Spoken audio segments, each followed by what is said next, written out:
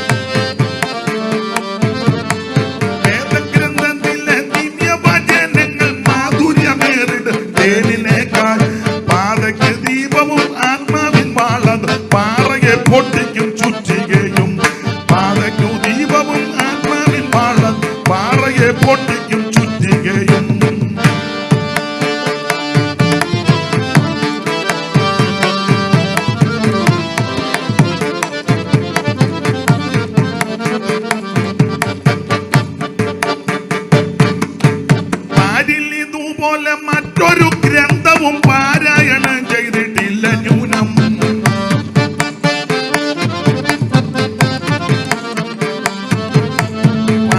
ഇതുപോലെ മറ്റൊരു ഗ്രന്ഥവും പാരായണം ചെയ്തിട്ടില്ല ന്യൂനം. 2 ഭാഗങ്ങളങ്ങുണ്ടതിലാകവേ 66 പുസ്തകങ്ങൾ. 2 ഭാഗങ്ങളങ്ങുണ്ടതിലാകവേ 66 പുസ്തകങ്ങൾ.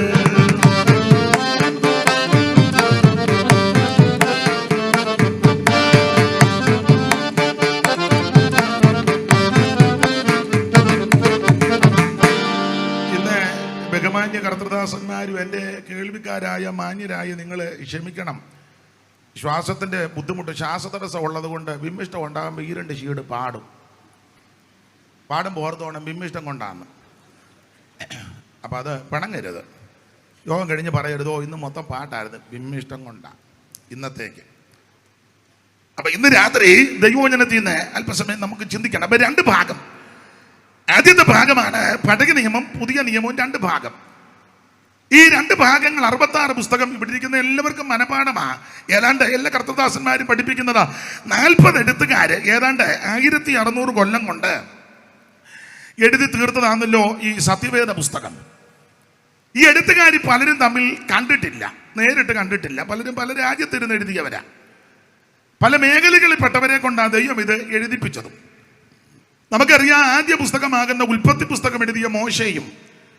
ഒടുവിലത്തെ പുസ്തകമാകുന്ന വെളിപ്പാട് പുസ്തകം എഴുതിയ യോഹന്നാൻ അപ്പോസ്തലനും നേരിട്ട് കണ്ടിട്ടില്ല.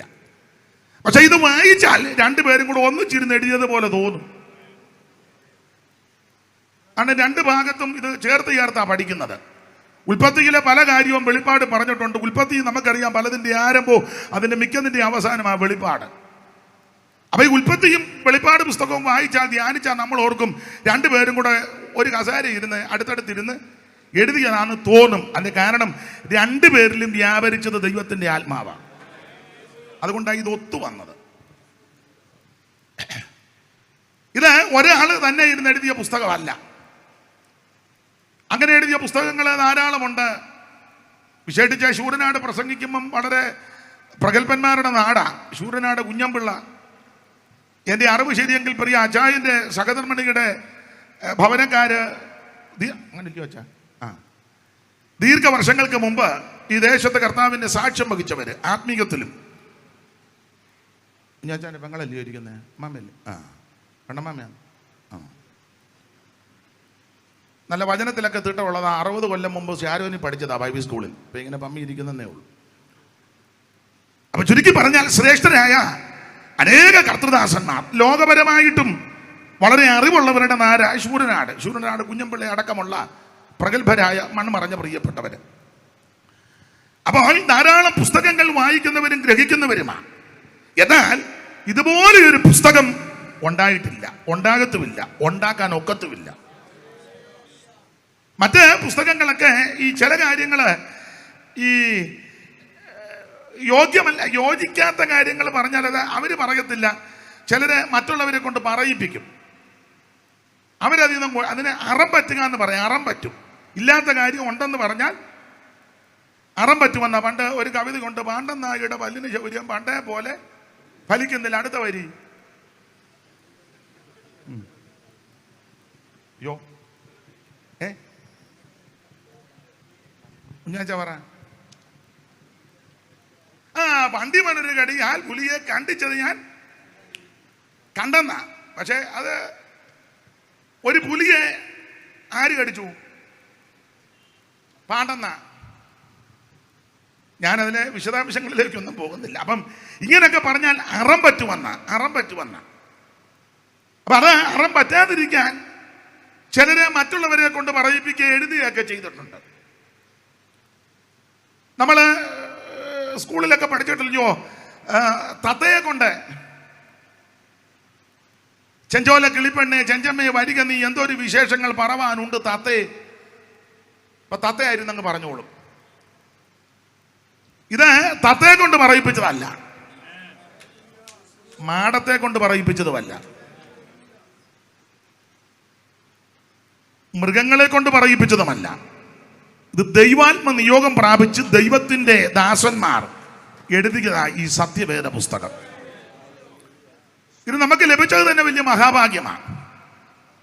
പറയാതിരിക്കാൻ തരമില്ല. ഇപ്പം നമ്മുടെ ഇടയിൽ ചില ഉപദേശിമാർക്ക് ഇതെടുത്തുകൊണ്ട് നടക്കുന്നതും ഇതുമായിട്ട് സ്റ്റേജിൽ വരുന്നതും ഒക്കെ ഇപ്പോൾ ഏതാണ്ട് ഇച്ചീച്ചി പോല.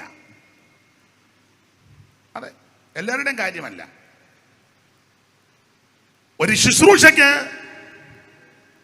സഭയിലാന്നേലും ഇങ്ങനെയുള്ള സദസ്സിലാന്നേലും നിൽക്കുമ്പോൾ വേറെ പുസ്തകമായിട്ട് വരണം. ഒരു ശുശ്രൂഷയ്ക്ക് നിൽക്കുമ്പോൾ വേറെ പുസ്തകമായിട്ട് വരാത്ത ആൾക്കാർക്ക് അവസരം കൊടുക്കരുത്. ഏത് കൊലകൊമ്പനാന്നേലും അവിടെ പോയി മാറിയിരിക്കാൻ പറയണം. എന്നാ നിങ്ങൾക്കൊരു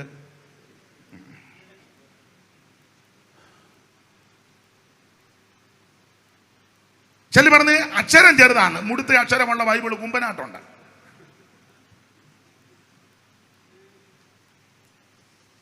ഇതാ നമ്മളെ ഇതുവരെ കൊണ്ടുവന്നത്. ഇതിനെ വേണം ഉയർത്താൻ. ആട്ടെ, ഇടയ്ക്ക് കയറി പറഞ്ഞതേ ഉള്ളൂ. ഇങ്ങനെയുള്ള ഈ സത്യവേദ പുസ്തകം, ആ പുസ്തകത്തിലെ ഓർപ്പിച്ചുള്ള 2 ഭാഗം 1600 കൊല്ലം കൊണ്ട് 40 എഴുത്തുകാരെഴുതി. അവരെല്ലാം പല വിഭാഗത്തിൽപ്പെട്ടവരാ. പക്ഷേ എല്ലാവരിലും വ്യാപരിച്ചത് ദൈവത്തിന്റെ പരിശുദ്ധാത്മാവാണ്. അത് ഇങ്ങനെയുള്ള ഈ പുസ്തകത്തിലെ ചരിത്ര പുസ്തകങ്ങളാണ്.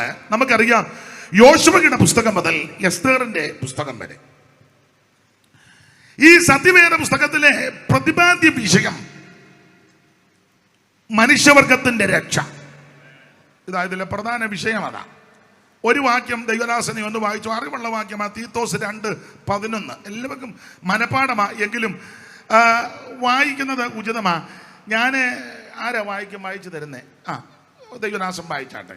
സകല മനുഷ്യർക്കും രക്ഷാകരമായ മനുഷ്യർക്കും രക്ഷാകരമായ ദൈവകൃപ ഉദിച്ചുവല്ലോ നാം ഭാഗ്യകരമായ പ്രത്യാശയ്ക്കായിട്ടും മഹാദൈവവും നമ്മുടെ രക്ഷിതാവുമായ യേശുക്രിസ്തുവിന്റെ തേജസ്സിന്റെ പ്രത്യക്ഷയ്ക്കായി കിട്ടും കാത്തുകൊണ്ട് ഭക്തികേടും പ്രപഞ്ചമോഹങ്ങളും വർദ്ധിച്ചിട്ട് ഈ ലോകത്തിൽ സ്വബോധത്തോടും നീതിയോടും ദൈവഭക്തിയോടും കൂടെ ജീവിച്ചു പോരേണ്ടതിന് അത് നമ്മെ ശിക്ഷിച്ച് വളർത്തുന്നു. ഞാൻ വേദപുസ്തകം നന്നായിട്ട് വായിക്കുന്നുണ്ട്. ദൈവം സഹായിക്കട്ടെ, അനുഗ്രഹിക്കട്ടെ. ദൈവത്തിന് മഹത്വം. ഈ വേദപുസ്തകം ഞാൻ വായിപ്പിക്കുന്നത് എന്തിനാന്ന് ചോദിച്ചാൽ, ചില ആൾക്കാര് എന്നെ പറ്റി പറയുന്നത് അയാൾ വായി വരുന്നതെല്ലാം വിളിച്ചു പറയുമെന്ന്. എടാ, എൻ്റെ വായി വരുന്നത് എന്നതാന്നായി വായിപ്പിക്കുന്നത്. ജോൺസൺ മാസ്റ്റർ കേട്ടിട്ടുണ്ടോ എന്നറിയത്തില്ല. കേട്ട് കാണും, നിങ്ങളോടും പറഞ്ഞു കാണും. ഏതേലും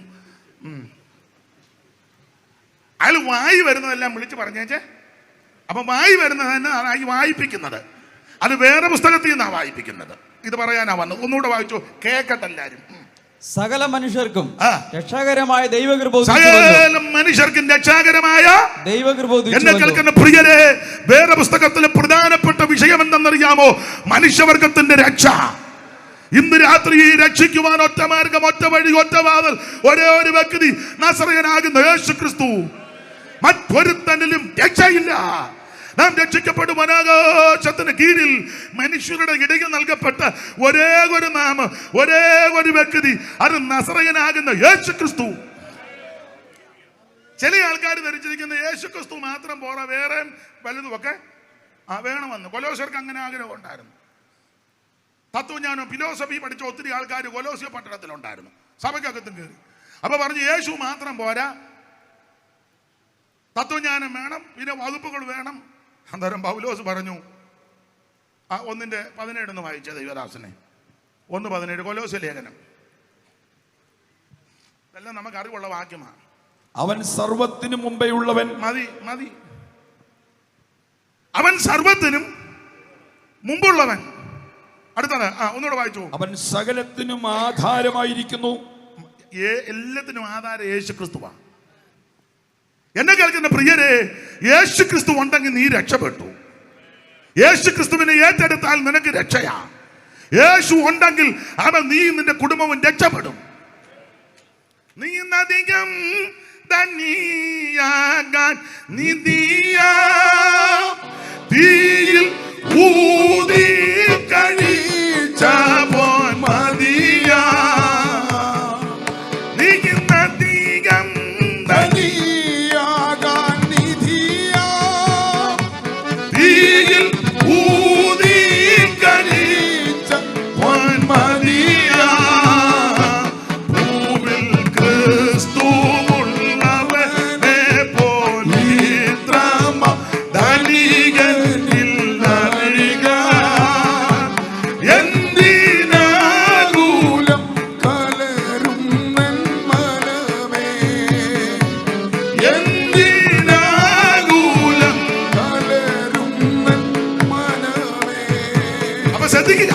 യേശുക്രിസ്തു ഉണ്ടെങ്കിൽ സകലതുമുണ്ട്.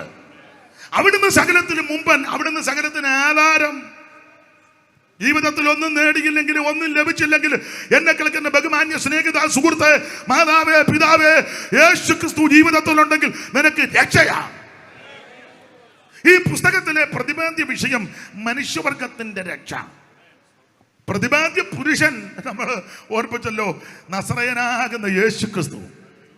അവിടുന്ന് ഇതിലെ പ്രധാനപ്പെട്ട വ്യക്തി നസറയനാകുന്ന യേശുക്രിസ്തു. ദൈവത്തിന് മഹത്വം. ആരാ യേശുക്രിസ്തു? ധാരാളം കാര്യങ്ങൾ തെളിയിക്കൊണ്ടത് വായിച്ചങ്ങ് വിട്ടേക്കാം. വെളിപ്പാട് പുസ്തകം 1-ാം അധ്യായത്തിന്റെ 6-ാം വാക്യം, മുമ്പേ വായിച്ച കൊലോസ്യ ലേഖനം 1-ാം അധ്യായത്തിന്റെ 14 മുതൽ താഴോട്ടും, തിമോഥെയോസിന്റെ 1-ാം ലേഖനം 6-ാം അധ്യായത്തിന്റെ 15 മുതൽ താഴോട്ടും. ഇപ്പൊ 3 വായിരും, പിന്നെ സമയം 2-3 കൂടെ തരാം. നമ്മെ സ്നേഹിക്കുന്നവനും നമ്മുടെ പാപം പോക്കി നമ്മെ തന്റെ രക്തത്താൽ വിടുവിച്ച് തന്റെ പിതാവായ ദൈവത്തിന് നമ്മെ രാജ്യവും പുരോഹിതന്മാരും ആക്കി തീർത്തവനുമായവന് എന്നേക്കും മഹത്വം ബലവും. ആമേൻ. നിന്റെ പാപം മോചിക്കുന്നവനായ യേശു, നിന്റെ പാപത്തിൽ നിന്ന് നിന്നെ വിടുവിക്കുന്ന രക്ഷിക്കുന്നവനായ യേശു മാത്രമാണോ നമ്മെ സ്നേഹിക്കുന്നവനായ യേശു. ഇന്ന് രാത്രി എന്നെ കേൾക്കുന്ന പ്രിയരെ, നിന്നെ സ്നേഹിക്കുന്ന, ഇഷ്ടപ്പെടുന്ന, വിടുവിക്കുന്ന, പാപത്തെ മോചിക്കുന്ന നസ്രായനാകുന്ന യേശു ഇന്ന് രാത്രി നമ്മുടെ നടുവിൽ വന്നിട്ടുണ്ട്. 5 പൈസ കൊടുക്കണ്ട, അര കാഴ്ച കൊടുക്കണ്ട, അര മൈൽ നടക്കണ്ട, ഭൗതിക വസ്തുക്കൾ ഒന്നും കൊടുക്കണ്ട. ഇരിക്കുന്ന കിടത്ത്, കേൾക്കുന്ന കിടത്തിരുന്ന് ഒറ്റ വാക്ക് പറ, എന്റെ യേശുവേ എന്നെ രക്ഷിക്കണം. ഇന്ന് രാത്രി എന്റെ ഉള്ളത്തിലേക്ക് വരണം.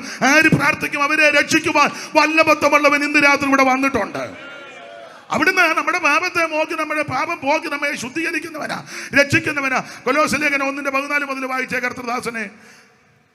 അവനിൽ നമുക്ക് പാപമോചനം എന്ന വീണ്ടെടുപ്പുണ്ട്. വീണ്ടെടുപ്പുണ്ട്. പിന്നെ അവൻ അദർശനായ ദൈവത്തിന്റെ പ്രതിമയും, സർവ്വ സൃഷ്ടിക്കും ആദ്യജാതനും, ഈ കാണുന്ന സകല അണ്ടകടാകടത്തെയും ബ്രഹ്മാണ്ട കോടിനാണത്തെയും നക്ഷത്രബന്ധികളെയും ഈ കാണുന്ന ഭൂചര ഗേചര വസ്തുക്കളെ നിർമ്മിച്ചവൻ, ചമച്ചവൻ, പടച്ചവൻ, സൃഷ്ടിച്ചവൻ ഞാനും നിങ്ങളും ആരാധിക്കുന്ന യേശു ക്രിസ്തുവാ. Praise the Lord. വായിച്ചോ. സ്വർഗത്തിലുള്ളതും ഭൂമിയിലുള്ളതും ദൃശ്യമായതും അദൃശ്യമായതും, സിംഹാസനങ്ങളാകട്ടെ, കർത്തൃത്വങ്ങളാകട്ടെ, വാഴ്ചകളാകട്ടെ, അധികാരങ്ങളാകട്ടെ, സകലവും അവൻ മുഖാന്തരം സൃഷ്ടിക്കപ്പെട്ടു. ആട്ടെ, വ്യാഖ്യാനിക്കുന്നില്ല. വാക്യങ്ങളെല്ലാം ഇവിടെ ഇരിക്കുന്ന ഒട്ടുമിക്ക ആൾക്കാർക്ക് മനപ്പാടമാ. തിമോഥെയോസിന്റെ 1 ലേഖനം 6:15 മുതൽ വായിച്ചു.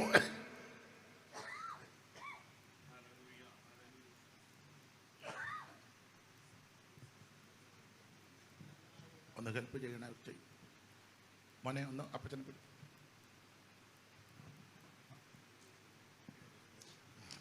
ധന്യനായ ഏകാധിപതിയും, രാജാതിരാജാവും, കർത്താതികർത്താവും, താൻ മാത്രം അമർത്യതയുള്ളവനും, അടുത്തുകൂടാത്ത വെളിച്ചത്തിൽ വസിക്കുന്നവനും, മനുഷ്യരാരും കാണാത്തവനും, കാണാൻ കഴിയാത്തവനുമായവൻ, തക്ക സമയത്ത് ആ പ്രത്യക്ഷത. ഇന്ന് രാത്രി നമ്മെ രക്ഷിച്ച് വീണ്ടെടുത്ത നമ്മുടെ കർത്താവ് ആരാന്നായി 2-3 വാക്യത്തിൽ വായിച്ചു. ധാരാളം വാക്യങ്ങളുണ്ട്, എല്ലാം ഇപ്പൊ വായിപ്പിക്കാൻ തുനിയുന്നില്ല. ഇതെല്ലാം നമുക്ക് അറിവുള്ള വാക്യമാ. യേശു ക്രിസ്തു നമ്മുടെ പാപത്തെ മോചിക്കുന്നവനാ. അവിടുന്ന് ധന്യനാകുന്ന ഏകാധിപതിയാ. ദൈവത്തിന് മകത്ത് സകലത്തിനും ലാക്കും, സകലത്തിന്റെ കാരണഭൂതനും അവനാ. ഇതുപോലെ ശ്രേഷ്ഠനാകുന്ന, ഉന്നതനാകുന്ന ഒരു വ്യക്തിത്വം വേറെ ഇല്ല. കാണുന്നില്ലീ മനുജനിലം നുര ചെയ്തതാൻ, കലശതല്ലേശം കാണുന്നില്ലീ മനുജനിലം നുര ചെയ്തതാൻ, മരണമതിൽ വിധിയെഴുതിയ ദിവനെ പ്രതി മാത്രം ഭൂമിയത്ഭുതം, മരണമതിൽ വിധിയെഴുതിയ ദിവനെ പ്രതി മാത്രം ഭൂമിയത്ഭുതം, എന്തോരത്ഭുത പുരുഷൻ ക്രിസ്തു തന്റെ അത്ഭുത പുരുഷൻ ക്രിസ്തു തന്റെ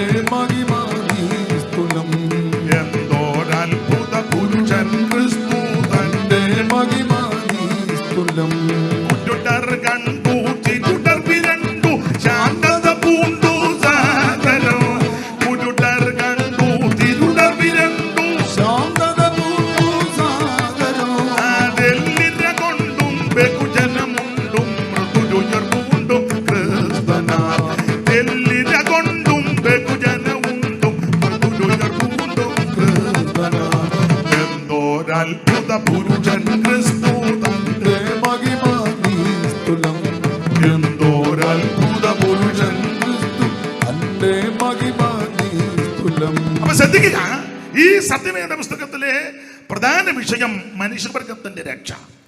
ഇതിലെ പ്രധാനപ്പെട്ട വ്യക്തി, പുരുഷൻ, നസറയനാകുന്ന യേശു ക്രിസ്തു. ഓരോ അധ്യായത്തിലും അല്ല ഓരോ പുസ്തകത്തിലും ഓരോ അധ്യായത്തിലും സൂക്ഷ്മമായി പഠിച്ചാൽ, ധ്യാനിച്ചാൽ ഒളിഞ്ഞും തെളിഞ്ഞും പ്രത്യക്ഷമായിട്ടും പരോക്ഷമായിട്ടും എല്ലാം യേശു ക്രിസ്തുവാണ് നിഴലിക്കുന്നത്. അതോർത്ത് ദൈവത്തെ സ്തുതിക്കുന്നു. ആദ്യത്തെ 5 പുസ്തകം മോശ എഴുതിയ പുസ്തകമാണ്, നമുക്കറിയാം.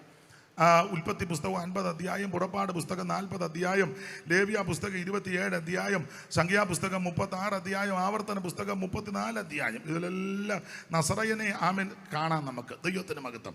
ആ ഭാഗത്തേക്ക് അധികം പോകുന്നില്ല. ഓർപ്പിച്ചല്ലോ, ചരിത്ര പുസ്തകങ്ങളാണ്. യോശുവയുടെ പുസ്തകം മുതൽ എസ്തേറിന്റെ പുസ്തകം വരെ. ഈ ചരിത്ര പുസ്തകം എന്ന് പറഞ്ഞാൽ ലോകത്തിന്റെ ചരിത്രമല്ല. ഈ വേദപുസ്തകത്തോട് ബന്ധപ്പെട്ട് ദൈവജനത്തിന്റെ ചരിത്രമാണ്. നമുക്കറിയാം, എന്നേക്കാൾ നന്നായിട്ട് നിങ്ങൾക്കറിയാം, വേദപുസ്തകത്തിലെ ആദ്യ പുസ്തകം ഓർപ്പിച്ചല്ലോ, ഉൽപ്പത്തി പുസ്തകം 1-ാം അധ്യായം. ആ 1-ാം അധ്യായത്തിലാണ് ഈ ലോകത്തിന്റെ സകല ചരിത്രവും രേഖപ്പെടുത്തിയിരിക്കുന്നത്. സൃഷ്ടിവൃത്തം, ഈ കാണുന്ന അണ്ടകടാകത്തെ, ബ്രഹ്മാണ്ട കോടിനാണ്ടത്തെ, നക്ഷത്രപന്തികള്, പൂജരഗജര വസ്തുക്കള്, മൃഗസഞ്ചയങ്ങള് എന്ന് പറഞ്ഞ വാനഗോളങ്ങള്, ഭൂമിയിലെ ജലജന്തുക്കൾ, ഇതെല്ലാം കൂടെ ഒരു അധ്യായത്തിൽ ഒതുക്കി. ഒറ്റ അധ്യായത്തിൽ ഒരു കണക്ക് പറഞ്ഞ 35,000 എണ്ണത്തിൽപ്പെടുന്ന ജീവികളുണ്ടെന്ന. ഇതെല്ലാം ഒരു അധ്യായത്തിലാണ്. അത് ജലജന്തുക്കളും ഇഴജാതികളും മൃഗജാതിയും എല്ലാം. നക്ഷത്രങ്ങളാണ് വാരി വെതറിയിട്ടിരിക്കുക കോടിക്കണക്കിന്. ഇപ്പോഴും മുദ്രയിട്ട് മാറ്റി വെച്ചിരിക്കുക, കണ്ടുപിടിച്ചിട്ടില്ല ആരും. എവിടെയെങ്കിലും ഒരു തുമ്പോ തുരുമ്പോ കാണുമ്പോൾ ഉടനെ പേപ്പറിലൊക്കെ വരുന്ന കണ്ടെന്ന് എന്തോന്നുക. ഇനി കോടിക്കണക്കിന് മാറ്റിയിട്ടിരിക്കുക ദൈവം. തന്നെയല്ല, ദൈവത്തിൻ്റെ സർവജ്ഞാനം ഇതിനെല്ലാം പേര് വിട്ടിട്ടുണ്ട്.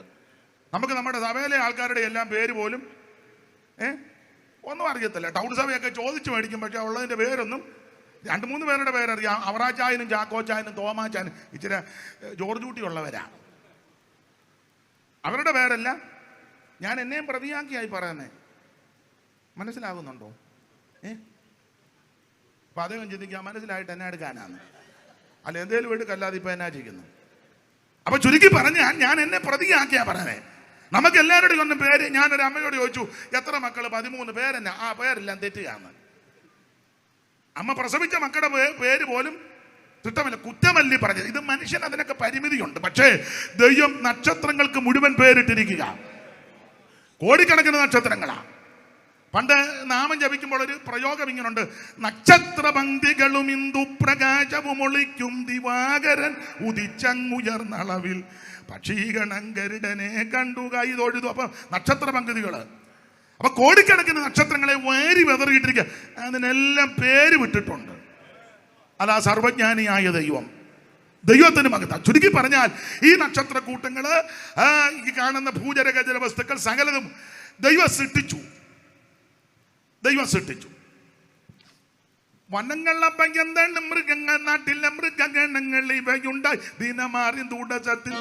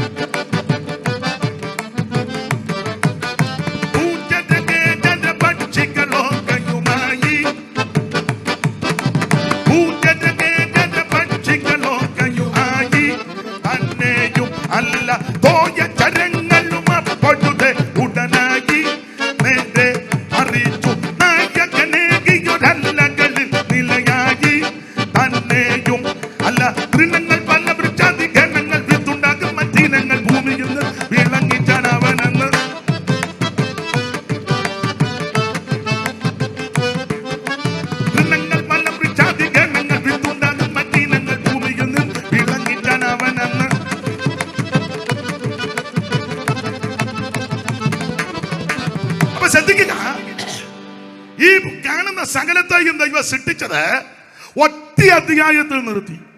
ഉൽപ്പത്തി പുസ്തകം. ഒന്നുകൂടെ എന്റെ ഭാഷയിൽ പറഞ്ഞാൽ, ഒറ്റ അധ്യായം കൊണ്ട് ഈ സകല കാണുന്നതിന്റെ മുഴുവൻ ചരിത്രം ഒതുക്കി. എന്നാൽ എന്നേക്കാൾ അറിവുള്ള ബഹുമാന്യ കർത്തദാസന്മാർ ഉൽപ്പത്തി പുസ്തകം 12-ാം അധ്യായം മുതൽ, അല്ല 11-ന്റെ 27 മുതൽ 50-ാം അധ്യായം വരെ ഒരു കുടുംബത്തിന്റെ ചരിത്രമാണ്. ഉൽപ്പത്തി 11-ന്റെ 27 അബ്രഹാമിനെ പറ്റി കാണുന്ന ഒന്ന് വായിച്ചു. അതിൽ വായി വരുന്നതെല്ലാം പറയുമെന്ന് പറയുന്നവർക്ക് വായിച്ചു കൊടുക്ക. 11:27 താഴെ. തേരഹിന്റെ വംശപാരമ്പര്യമാവിത്. ആ. തേരഹ് അബ്രഹാമിനെയും തേരഹ് അബ്രാമിനെയും. മതി. അപ്പോൾ തേരഹ് അബ്രാം എന്ന വ്യക്തിയെ പറ്റി ആദ്യം കാണുന്നത് 11:27. അപ്പൊ അങ്ങനെ ചിന്തിക്കുമ്പോൾ 11-ാം അധ്യായം മുതൽ 50-ാം അധ്യായം വരെ ഒരു കുടുംബത്തിന്റെ ചരിത്രമാണ്. ഏതാണ്ട് 39 അധ്യായം അല്ലയോ?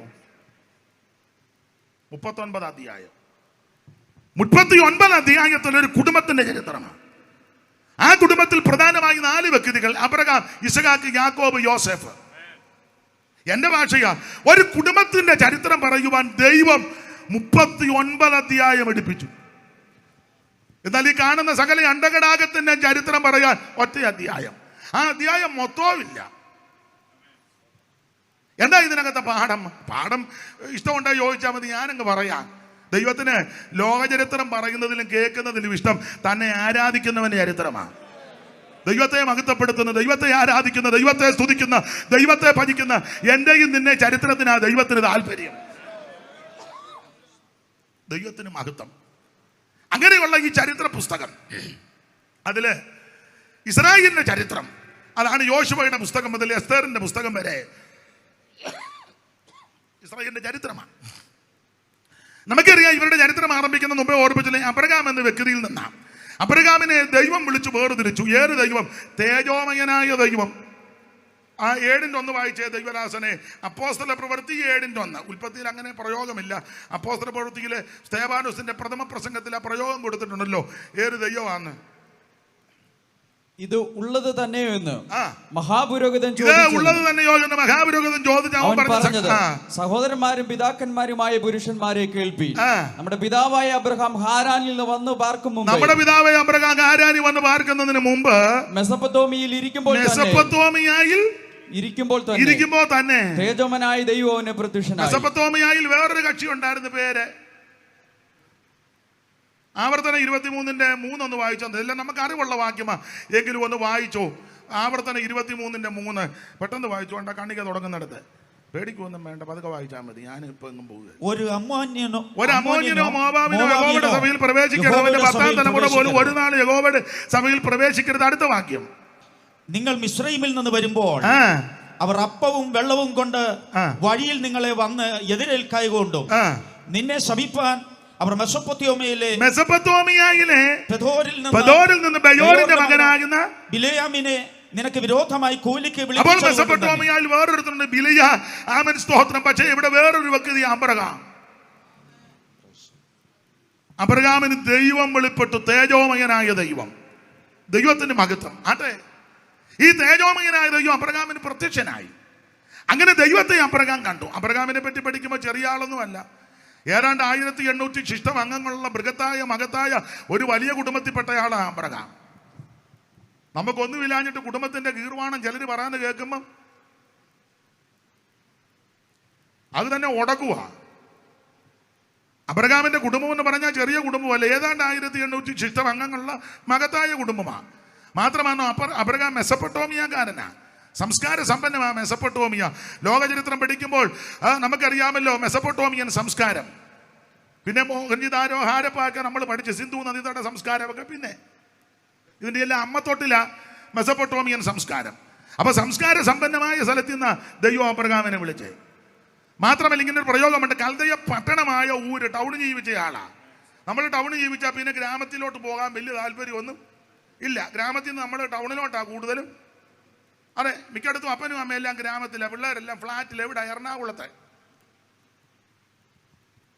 എല്ലാവർക്കും ടൗണാണ് ഇഷ്ടം. പക്ഷെ അബ്രഹാം അങ്ങനല്ല. കൽദയ പട്ടണമായ ഊരിൽ നിന്ന് യാത്ര തിരിച്ചു. മാത്രമല്ല, അബ്രഹാമിന്റെ ജാതിയെ പറ്റി ഒരു പരാമർശം കൽദയ ജാതിയാണ്. ആർക്കും ഹിതപ്പെടാത്ത, വഴിപ്പെടാത്ത, ആ ഉശിരുള്ള അവൻ സ്തോത്രം ജാതിയാ കൽദയ ജാതി. പക്ഷേ തേജോമയനായ ദൈവം പ്രത്യക്ഷപ്പെട്ടപ്പോൾ ഇതൊന്നും വലുതായിട്ട് കണ്ടില്ല. ഇന്ന് രാത്രി ദൈവത്തിന്റെ പ്രത്യക്ഷത കണ്ടു കഴിഞ്ഞാൽ നമുക്കിതൊന്നും വലുതായിട്ട് തോന്നത്തില്ല. ഇപ്പോൾ ജാതിയുടെ മഹിമയും കുടുംബത്തിന്റെ ശ്രേഷ്ഠതയും വിദ്യാഭ്യാസത്തിന്റെ നിപുണതയും ശരീരത്തിന്റെ ശ്രേഷ്ഠതയും ഒക്കെ പറഞ്ഞ് പുകഴുന്ന ആൾക്കാരുണ്ട്. പക്ഷേ തേജോമയനായ ദൈവത്തെ കണ്ടു കഴിഞ്ഞാൽ ഇതൊന്നും നമുക്ക് വലുതല്ല. അങ്ങനെ അബ്രഹാം ഇറങ്ങി. നമുക്കറിയാം അബ്രഹാമിൽ നിന്ന് ഈ ജാതി ജനത ഉത്ഭവിച്ചു. അധികം വിവരിക്കുന്നില്ല. അബ്രഹാമിൽ നിന്ന് ഇസഹാക്ക്, ഇസഹാക്കിൽ നിന്ന് യാക്കോബ്, യാക്കോബിൽ നിന്ന് യോസേഫ്. ഈ യോസേഫിന്റെ കാലത്ത് ഇവർ മിസ്രയീമിലെത്തി. ഉൽപ്പത്തി പുസ്തകം 46-27, പുറപ്പാട് പുസ്തകം 1-ാം അധ്യായത്തിന്റെ 5-ാം വാക്യം, ആവർത്തന പുസ്തകം 10-ാം അധ്യായത്തിന്റെ 22-ാമത്തെ വാക്യമൊക്കെ പഠിക്കുമ്പോൾ 70 പേര് വന്നെന്ന. എന്നാൽ സ്തെഫാനോസിന്റെ പ്രഥമ പ്രസംഗത്തിൽ പ്രവൃത്തി 7:14 75 പേര് വന്നെന്ന. ഇവര് മിസ്രയീമിൽ എത്തി. ഗോശൻ ദേശം ഇവർക്ക് കൊടുത്തു. അങ്ങനെ ദേശത്ത് പാർത്തു. ഒടുവിൽ ദൈവം തമ്പുരാൻ ഇവരെ ആ ദേശത്ത് വർദ്ധിപ്പിച്ചു. എന്തിനേറെ യോസെഫിന്റെ കാലത്താണ് ഇവർ മിസ്രയീമിലെത്തിയത്. അവരന്ന് എണ്ണത്തിൽ കുറവാ, ആള് ചുരുങ്ങിയവരാ. അത് യാക്കോബ് തന്നെ ഒരിക്കൽ പറയുന്നുണ്ടല്ലോ, തൻ്റെ 2 പിള്ളേര് ദോഷം ഒപ്പിക്കാൻ പോയി തിരിച്ചു വന്നപ്പോൾ പറയുന്നൊരു പദമുണ്ട്. 34:30 വായിച്ചേ. ഉൽപ്പത്തി 34:30. അപ്പോൾ യാക്കോബ് ശിമെയോനോടും ലേവിയോടും ഈ ദേശനിവാസികളായ കനാന്യരുടെയും പെരിശരുടെയും ഇടയിൽ നിങ്ങൾ എന്നെ നാറ്റിച്ച് വിഷമത്തിലാക്കിയിരിക്കുന്നു. അടുത്ത പദം, ഞാൻ ആൾ ചുരുക്കമുള്ളവനും അവർ എനിക്ക് വിരോധമായി കൂട്ടം കൂടി. അല്ല, ഒന്നുകൂടെ വായിച്ചേ. ഞാൻ ആൾ ചുരുക്കമുള്ളവനല്ലോ, അവർ എനിക്ക് വിരോധമായി കൂട്ടം കൂടി. അപ്പോൾ ആൾ ചുരുക്കമുള്ളവരാ. പക്ഷെ ദൈവം ഇവരെ വർദ്ധിപ്പിച്ചു. ആ ഭാഗമൊക്കെ നമുക്ക് ഒടുവിൽ മിസ്രയീമിൽ നിന്ന് ദൈവം ഇവർക്കൊരു പുറപ്പാട് കൊടുത്തു. ചരിത്രഭാഗം എല്ലാം പറയുന്നില്ല, എന്നെ കേൾക്കുന്ന എല്ലാവർക്കും ഇതെല്ലാം മനപ്പാടമാണ്. മോശയെ കൊണ്ട് ദൈവം തന്നെ ജനത്തെ പുറപ്പെടുവിച്ച് മിസ്രയീമിൽ നിന്ന് ദൈവം ഇവരെ രക്ഷിച്ചു. അങ്ങനെ മിസ്രയീമിലെ റമസേസിൽ നിന്ന് ഇവരെ സുക്കോത്തിലോട്ട് യാത്ര പുറപ്പെട്ടു. ചെങ്കടൽ കടന്നു. ആദ്യം കുഞ്ഞാടിനെ ചേർത്ത് ചോരത്തല ആചരിച്ചു. ചെങ്കടൽ കടന്ന് മരുഭൂമിയിൽ പ്രയാണം ചെയ്ത് ഏതാണ്ട് 40 കൊല്ലം കൊണ്ട് 42 ഇടങ്ങളിൽ പാളയമടിച്ച് 12 ഇടങ്ങളിൽ വെച്ച് പിറുപിറുത്ത് 10 സ്ഥലത്ത് വെച്ച് ശിക്ഷ നടത്തി. എണ്ണി തിട്ടമെടുത്തിയതിൽ 2 പേരൊഴികെ ശിഷ്ടമുള്ളവർ പട്ടു, ശേഷമുള്ളവർ കനാനിലേക്ക് പോകുക. 2 സ്ഥലത്ത് വെച്ചാണ് ഇവരെ എണ്ണിയത്. സംഖ്യാപുസ്തകം 26-ാം അധ്യായത്തിന്റെ 1-ാം വാക്യം വായിച്ചേ. 26:1. 26:1. ഇന്ന് ദൈവദാസന്മാരെ ഒന്ന് സഹായിക്കും. ബാധ കഴിഞ്ഞ ശേഷം മോശയോടും പുരോഹിതനായ അഹ്റോന്റെ മകൻ എലയാസറിനോടും ഇസ്രായേൽ മക്കളുടെ സർവ്വസഭയും 20 വയസ്സ് മുതൽ മേലോട്ട് യുദ്ധത്തിന് പ്രാപ്തിയുള്ള എല്ലാവരെയും ഗോത്രമായി എണ്ണി തുക എടുപ്പിച്ചു. ബാധ കഴിഞ്ഞ ശേഷം എണ്ണണം. അപ്പൊ അതിന് മറുവശം ഉണ്ടെന്തുവാ? ബാധയ്ക്ക് മുമ്പ് വന്നെണ്ണണം. അപ്പൊ എണ്ണിയത് 2 സ്ഥലത്ത് വെച്ച് 2 ഘട്ടം. ബാധയ്ക്ക് മുമ്പും ബാധ എന്നതാ?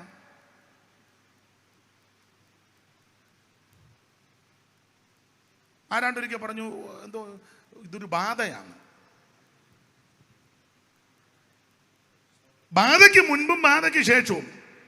സംഖ്യ 25 പഠിക്കുമ്പോൾ ആ വിഷയം നമുക്ക് കാണാൻ ഭാഗത്തേക്ക് ഇപ്പൊ പോകുന്നില്ല. ബിലിയാമിന്റെ ആലോചനയാൽ ജനം വഴിവിട്ട് പോയി മറ്റുള്ളവരുമായിട്ട് ഇടപെട്ട് പ്രമാണം തെറ്റിച്ചപ്പോൾ ബാധ ഇവരെ പിടികൂടി. ഒടുവിൽ ഫിനേഹാസിനെ ദൈവം എഴുന്നേൽപ്പിച്ചു. അവൻ ചില കാര്യമൊക്കെ ചെയ്തപ്പോൾ ബാധ മാറി. ഈ ഫിനേഹാസന്മാര് സഭയ്ക്കകത്തില്ലാത്തതാ. ഫിനേഹാസൊക്കെ ഉണ്ട്. ഫിനേഹാസിനെ എല്ലാം ഒതുക്കി വെച്ചിരിക്കുക. ഇപ്പൊ നിങ്ങൾ ചെല്ലി പറയാ, പക്ഷേ ഞാനും ഒരു ഫിനേഹാസാ, പക്ഷേ എന്നാ ചെയ്യാനാ, എല്ലാവരും കൂടെ കൂടി. ഫിനേഹാസ് എഴുന്നേറ്റ് ദൈവത്തിന് വേണ്ടി തീക്ഷണതയോടെ നിന്നു. അങ്ങനെ ബാധ മാറി. അതിനെപ്പറ്റി എഴുതിയേക്കുന്നത്, ബാധ കൊണ്ട് മരിച്ചു പോയവര്, പട്ടുപോയവര് 24,000 എന്ന 8-ാം വാക്യത്തിൽ അല്ലയോ? ഒന്ന് വായിച്ചേ. 25:8 9. ബാധ കൊണ്ട് മരിച്ചു പോയവർ 24,000 പേർ. ബാധ കൊണ്ട് മരിച്ചു പോയവര് 24,000. പക്ഷേ പൗലോസ് ഈ വിഷയം പുതിയ നിയമത്തിൽ കൊടുക്കുമ്പോൾ 23,000 വന്ന. കൊരിന്ത്യർക്ക് എഴുതിയ 1-ാം ലേഖനം 10-ാം അധ്യായത്തിന്റെ 8-ാം വാക്യം. ഇതൊക്കെ നമുക്ക് അറിവുള്ള വാക്യമാണ്, എങ്കിലും ഒന്ന് വായിച്ചോ. കൊരിന്ത്യർക്ക് എഴുതിയ 1-ാം ലേഖനം 10-ാം അധ്യായത്തിന്റെ 8. അവരിൽ ചിലർ പരസംഗം ചെയ്ത് ഒരു ദിവസത്തിൽ 23,000. അപ്പോൾ പൗലോസ് ഈ വിഷയം എടുത്ത് പറയുക 23,000. പക്ഷേ സംഖ്യാപുസ്തകത്തിൽ കൊടുത്തിരിക്കുന്നത് 24. അതെന്നാ വ്യത്യാസം? 1000 വ്യത്യാസം. അതിന് ഇത്ര വർഷം കഴിഞ്ഞല്ലേ അല്ലയോ? പൗലോസിന് മാത്സിന് വളരെ പുറകോട്ടാണ്. സംഖ്യാപുസ്തകത്തിൽ ഇവിടെ കൊടുത്തിരിക്കുന്നത് 24,000. ഈ വിഷയം പൗലോസ് എടുത്തപ്പോൾ 23,000. അത് ആ വാക്യം വായിക്കുമ്പോൾ അതിന്റെ ആൻസർ അവിടെ ഉണ്ട്. ഒന്നുകൂടെ വായിച്ചേ. 10-ാം അധ്യായത്തിന്റെ 8-ാം വാക്യം. അവരിൽ ചിലർ പരസംഗം ചെയ്ത ഒരു ദിവസത്തിൽ അപ്പോൾ ഒരു ദിവസം പട്ട കണക്കാ പൗലോസ് പറഞ്ഞേക്കുന്നത് 23,000. ടോട്ടൽ കണക്കാ സംഖ്യാപുസ്തകത്തിൽ 24. അപ്പോൾ ചുരുക്കി പറഞ്ഞാൽ ഇതാണ് ബാധ കൊണ്ട് മരിച്ചുപോയി. ഞാൻ ആ ഭാഗത്ത് സിമ്രി, ആ പയ്യന്റെ പേര് സിമ്രി, പെങ്കൊച്ചന്റെ പേര്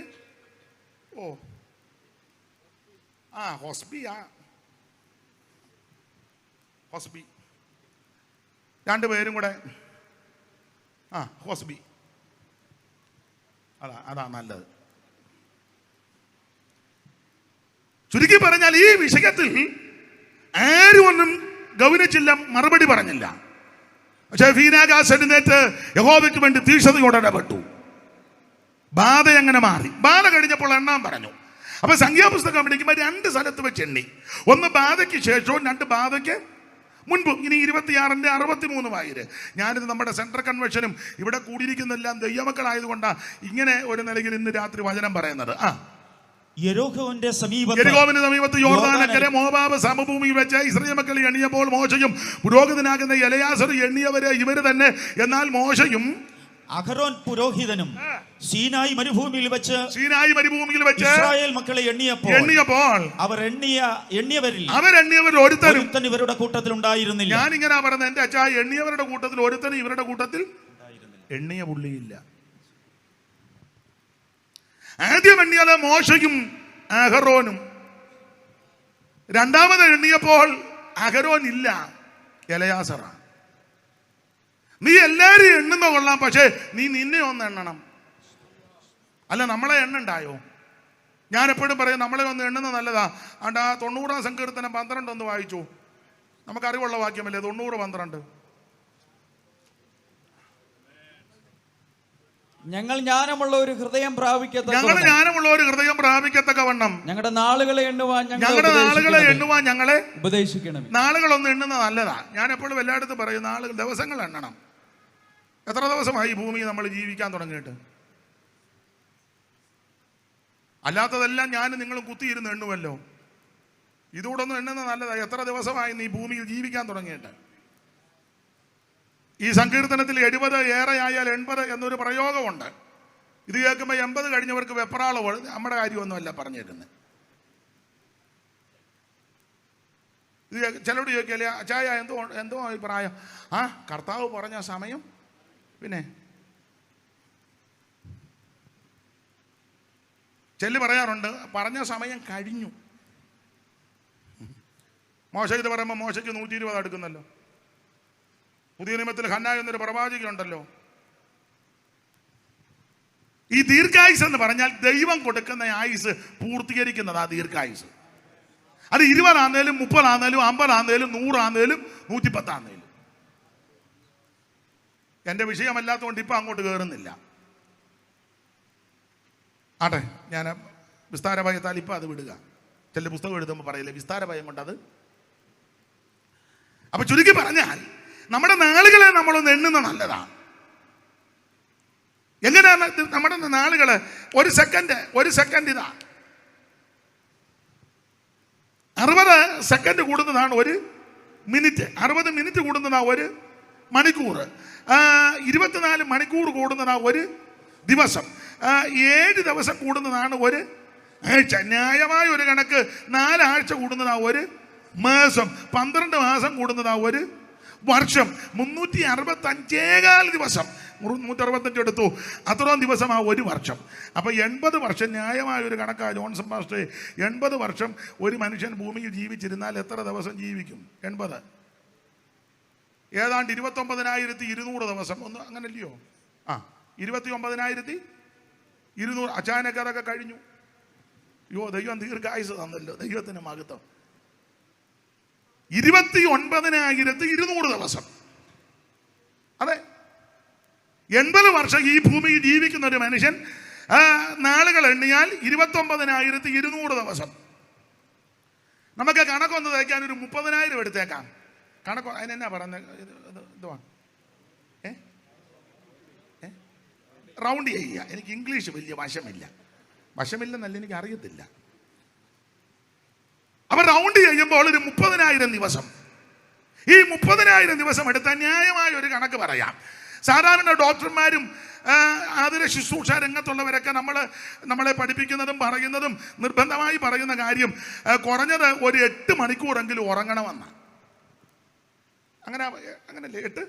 8 മണിക്കൂർ. ഒരു ദിവസം 24 മണിക്കൂറാണ്. അപ്പൊ അങ്ങനെ 8 മണിക്കൂറാകുമ്പോൾ 1/3. അപ്പൊ അങ്ങനെ ആകുമ്പോൾ 30,000 ദിവസത്തിന്റെ കണക്കെടുത്താൽ 80 കൊല്ലം ജീവിക്കുന്ന ഒരു മനുഷ്യൻ 30,000 29,200 ആയെങ്കിലും 30 റൗണ്ട് ചെയ്യാൻ 30,000 എടുത്ത് കഴിയുമ്പോൾ 1/3 ഉറങ്ങുക. അങ്ങനെയാണെങ്കിൽ 30,000 ദിവസത്തിൽ ഉറങ്ങി തീർക്കുന്ന എത്ര ദിവസമാണ് ജോൺസൺ പാസ്റ്റേ? 10,000 ദിവസം. 10,000 ദിവസം ഉറങ്ങി തീർന്നു. തികയാഞ്ഞിട്ട് പിന്നെയും വന്നിരുന്ന് ഉറങ്ങുക അല്ലേ? നോക്കിക്കേ, അങ്ങോട്ട് നോക്ക്. അയ്യോ, അവിടെ മാത്രമാണോ? ഇവിടെ ഇരുന്ന് ഉറങ്ങുന്നവരുണ്ട്.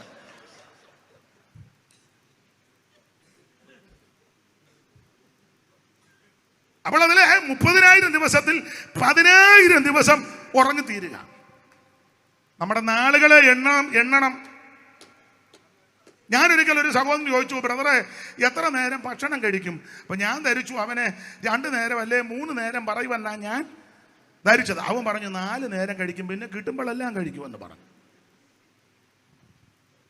ഈ ആയുർവേദം ഒക്കെ പറയുന്നത് 1 നേരം കഴിക്കുന്നവൻ യോഗിയാന്ന, 2 നേരം കഴിക്കുന്നവൻ ഭോഗി, 3 നേരം കഴിക്കുന്നവൻ രോഗി, 4 നേരം കഴിക്കുന്നവൻ ദ്രോഹി. മിക്കവാറും നമ്മൾ 4ാമത് പറഞ്ഞ ഇനത്തിൽ പെടാനാ സാധ്യത. എത്ര പേര് ആ ദ്രോഹിക്കുന്ന, ഭാര്യയെ ദ്രോഹിച്ച് കാപ്പി കൊണ്ട് വായിച്ച മോളി കാപ്പി, ഒന്നേ കാപ്പി, ചായ, ട്രെയിനെ പോകുമ്പോൾ ചായ, കണ്ടമാനം ദ്രോഹിക്കുന്ന ആൾക്കാരുണ്ട്. അപ്പൊ ഈ 3/1 ഉറങ്ങിത്തീരുക. ഈ 4 പ്രാവശ്യം അല്ലെ 3 പ്രാവശ്യമൊക്കെ കണക്കെടുത്തേ 5000 ദിവസം ചാപ്പാടിന് ന്യായമായ. നമ്മുടെ വിവാഹ ശുശ്രൂഷയ്ക്ക് നിങ്ങൾ ചെന്ന് അതിന് ദൈവവചനം പ്രസംഗിക്കാൻ അധികം സമയമൊന്നും വീട്ടുകാർ വിളിക്കുമ്പോഴേ പറയാം, പാസ്റ്ററെ അവരോട് പറഞ്ഞേക്കണം അധികം ഒന്നും പ്രസംഗിക്കരുത്, 15 അല്ലെങ്കിൽ 20 അങ്ങേയറ്റം പോയാൽ അരമണിക്കൂർ. അത് വലിയ പുള്ളിക്കാർ വന്നെങ്കിൽ അരമണിക്കൂർ കൊടുക്കുകയുള്ളൂ. എല്ലാം കൂടെ 1 മണിക്കൂർ പോലും ദൈവവചനം പ്രസംഗിക്കത്തില്ല. പിന്നെ ബാക്കി മറ്റു കാര്യങ്ങളാണ് കൂടുതലും.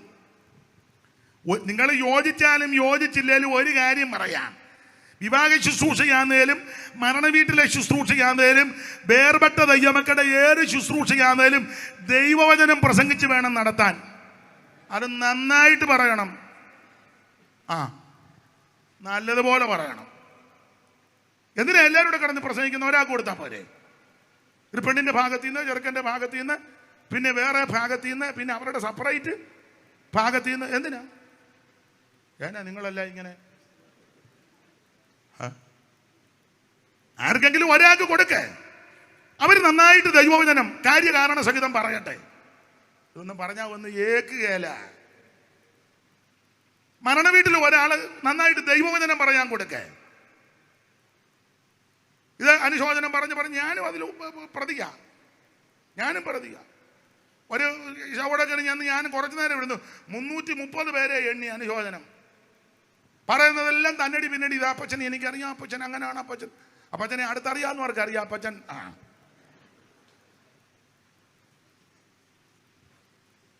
അയ്യോ ദൈവവചനത്തിനാ പ്രാധാന്യം. അപ്പോൾ വിവാഹ ശുശ്രൂഷയാന്നേലും ഏത് ശുശ്രൂഷയാന്നേലും എന്നെ കേൾക്കുന്ന ദൈവദാസന്മാരോട് ഇതിനാ പ്രാധാന്യം. ഇതിന്റെ കീഴിലാ ബാക്കി മുഴുവൻ ശുശ്രൂഷയും. ദൈവവചന ശുശ്രൂഷയുടെ കീഴിലാണ് ബാക്കി മുഴുവൻ ശുശ്രൂഷയും. ഇതിനാ പ്രാധാന്യം. അപ്പൊ ഇതിപ്പം വലിയ പ്രാധാന്യം ഒന്നും കൊടുക്കുന്നില്ല. കാരണം ശൗമേൽ 3:1 എന്തുവാ വായിച്ചേ? 6 വാക്യമാ, വായിച്ചോ?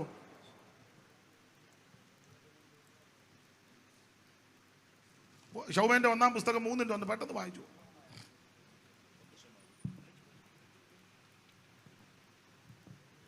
ഇവിടെ നിങ്ങൾ രണ്ടുപേരും ഒന്ന് ശമൂവേൽ ബാലൻ ഏലിയുടെ മുമ്പാകെ യഹോവയ്ക്ക് ശുശ്രൂഷ ചെയ്തു പോന്നു. ആ കാലത്ത് യഹോവയുടെ വചനം ദുർലഭമായിരുന്നു. 4:1 വായിരുന്നു. ശമൂവേലിന്റെ വചനം എല്ലാ ഇസ്രായേലിലും വന്നിട്ട്. ശമൂവേലിന്റെ കാലത്ത് വചനം ദുർലഭമാ, പക്ഷെ ശമൂവേല് വചനം പറഞ്ഞു. ശമൂവേലിന്റെ കാലത്ത് വചനം ദുർലഭമാണ്. വചന ശുശ്രൂഷയ്ക്ക് സമയമില്ല, വചന ശുശ്രൂഷയ്ക്ക് പ്രാധാന്യവും കൊടുക്കുന്നില്ല, വചന ശുശ്രൂഷയ്ക്ക് ആരും അങ്ങനെ വലിയ താല്പര്യവുമില്ല. പക്ഷെ ശമൂവേൽ വചനം പറഞ്ഞു. ശമൂവേലിന്റെ വചനം എല്ലാ ഇസ്രായേലിലും വന്നിട്ട് ദാൻ മുതൽ ബേർശേബ വരെ 2 അതിര ശമൂവേൽ നന്നായിട്ട് വചനം പറഞ്ഞു. മറ്റുള്ള സഭക്കാരും മറ്റുള്ളവരെന്തോ ചെയ്യുന്നു എന്നുള്ളതല്ല നിന്റെ വിഷയം. നിന്റെ വിഷയം ദൈവത്തിന്റെ വചനത്തിന് അടിസ്ഥാനമാണ്. ഇതിപ്പോ എന്തായാലും ആരെങ്കിലും ചെയ്ത ഉടനെ അതങ്ങ് പകർത്തുകയല്ലേ? നല്ലതാണോ ചീത്തയാണോ ഒന്നും തിരക്കുകയല്ല. എന്നാൽ ഇതിനകത്ത് കഴമ്പുണ്ടോ, കാര്യമുണ്ടോ, ഗുണമുണ്ടോ, തെറ്റാണോ, ഇതൊന്നും തിരക്കില്ല. ആരായാലും എന്തായാലും കോക്കാൻ ബീച്ച് കാണിക്കും ഉടനെ. ദൈവത്തിന്റെ വചനത്തിനാ പ്രാധാന്യം. വചനമാ നിന്നെ ശുദ്ധീകരിക്കുന്നത്. ഇത് അതിവേഗത്തിലോടുന്ന ദൈവത്തിന്റെ വചനമാ. ഇത് അല്പബുദ്ധിയെ ജ്ഞാനിയാക്കുന്ന തിരുവചനമാ. ഇത് ഉള്ളിലേക്ക് ശുദ്ധ ചെയ്ത ദൈവത്തിന്റെ വചനമാ. ഇത് അണ്ണാക്കിന് മധുരമാ ദൈവവചനം. ഓപ്പെട്ട വചനം തീ പോലെ പാറകത്തകർക്കുന്ന ചുറ്റികയാ. എന്റെ വായിൽ നിന്ന് പുറപ്പെടുന്ന എന്റെ വചനം വെറുതെ എന്റെ അടുക്ക വരത്തില്ല. അയച്ച കാര്യം സാധിപ്പിക്കും, ഇഷ്ടമതെല്ലാം നിവർത്തിക്കും. എന്നെ കേൾക്കുന്ന പ്രിയരെ, വചനത്തെ ഉയർത്തണം. നിൻമുഖകാന്തിയൻ മ്ലാനത നീക്കും, നിൻമുഖകാന്തിയൻ മ്ലാനത നീക്കും.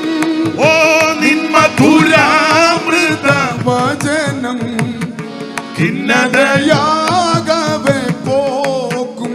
ഓ നിൻ മധുരാമൃത വചനം ഖിന്നതയാ യാഗവേ പോക്കും. ഓ മഹിമയഴും പരമേശ മഹിമമേശു മഹേശ മഹിമയഴും പരമേശ മഹിമമേശു മഹേശ. അപ്പോൾ ശമൂവേലിന്റെ കാലത്ത് വചനമില്ല, പക്ഷേ ദുർലഭമാണ്. പക്ഷേ ശമൂവേൽ വചനം പറഞ്ഞു. ദൈവത്തിന് മഹത്വം. അത് ഞാൻ അധികം വിവരിക്കുന്നില്ല. അപ്പോൾ വചന ശുശ്രൂഷയ്ക്ക് വലിയ താല്പര്യമൊന്നും ചിലർ കൊടുക്കത്തില്ല. പക്ഷേ ഇത് കഴിഞ്ഞ് പാസ്റ്റർമാരോട് പറയും, പാസ്റ്ററെ 12:30 ആകുമ്പം നിർത്തണം. അത് ന്യായവുമാ. 12:30 നിർത്തിക്കൂ. 12:30 നിർത്താൻ നല്ല കാര്യമാണ്. സ്തോത്രം. ഞാൻ ബഹുമാനരായ ഗായക സംഘത്തോട് എതിരൊന്നുമില്ല. ഞാനും പാട്ട് പാടുന്നൊന്നും അവകാശപ്പെടത്തില്ല, പറയുന്നയാളാ. അതുകൊണ്ട് ദൈവദാസന്മാരൊക്കെ ഉണ്ടല്ലോ, ഗായക സംഘവും പ്രിയ സന്തോഷമൊക്കെ ഉണ്ടല്ലോ. എൻ്റെ ഒരു അഭിപ്രായമായി ഇഷ്ടമുണ്ട്, നിങ്ങൾ യോജിച്ചാൽ മതി. ഇവരെ നേരത്തെ വിളിക്കുന്നത് അവർ നേരത്തെ മുതലേ പാട്ട് തുടങ്ങുന്നതാണ്. നമ്മളെല്ലാം ചെല്ലുന്നതിന് മുന്നേ അതുങ്ങൾ ഇരുന്ന് പാട്ട് പാടുക. അതുകൊണ്ട് ഈ വിവാഹ ശുശ്രൂഷ ആശീർവാദം വിവാഹം കഴിഞ്ഞ് പിന്നെ ഇവരെ കൊണ്ട് പാടിപ്പിക്കാതിരിക്കുന്നതാണ് നല്ലതെന്ന് എൻ്റെ ഒരു അഭിപ്രായം. അതിന് പല കാര്യമുണ്ട്. അതുങ്ങൾ രാവിലെ മുതൽ പാട്ട് പാടുക. അതിലൊക്കെ ഉപരി നമ്മൾ ഈ വിവാഹ ശുശ്രൂഷ കഴിയുമ്പോഴാണ് ഒന്ന് കാണാനും സംസാരിക്കാനും ഒക്കെ നമുക്കും തന്നെയല്ല, ഭക്ഷണത്തിന് ഇരിക്കുമ്പോഴും എന്തെങ്കിലും ഒന്ന് ചോദിക്കാനും ഒക്കെ പ്രായമാണ്. അന്നേരം എല്ലാം കലാമണ്ഡലത്തിൽ നിന്ന് ഇറങ്ങിയ പോലെ.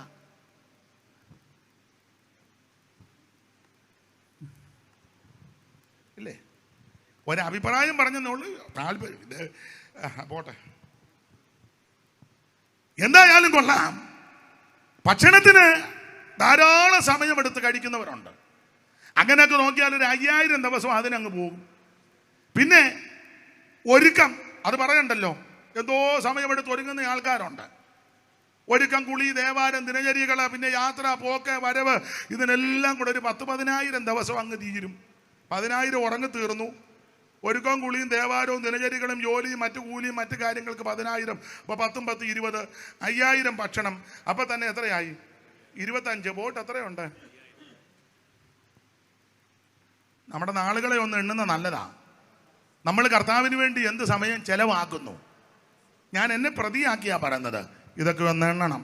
2 സ്ഥലത്ത് വെച്ച് എണ്ണി. ബാധയ്ക്ക് മുമ്പും ബാധയ്ക്ക് പിൻപ് ഞാൻ ഇടയ്ക്കത്തെ ഭാഗമെല്ലാം അങ്ങ് വിടുക. ചുരുക്കി പറഞ്ഞാൽ ഇവർ സംഖ്യാപുസ്തകം എണ്ണമെടുക്കുന്ന പുസ്തകമാണ്. അത് കഴിഞ്ഞ് ഇവരെ ദൈവം തമ്പുരാൻ കനാനിലേക്ക് കൊണ്ടുവന്ന് പ്രവേശിപ്പിച്ചു. ഇടയ്ക്കത്തെ ഭാഗമെല്ലാം വിടുക. ഇവരെ ന്യായാധിപന്മാരെ ദൈവം എഴുന്നേൽപ്പിച്ചു. ഇവരെ ഭരിക്കാൻ, നിയന്ത്രിക്കാൻ ന്യായാധിപന്മാരെ. ശങ്കർ, ഒക്കിനിയല്, എണ്ണക്കയ്യനായ യേഹൂദ, ദബോര, ബാരാക്ക്, ഗിദയോന്, ഇബ്താഗ് വിവരിപ്പാൻ സമയം പോരെന്ന എബ്രായ ലേഖനത്തിൽ വായിക്കുന്ന എനിക്കും സമയം പോരാ.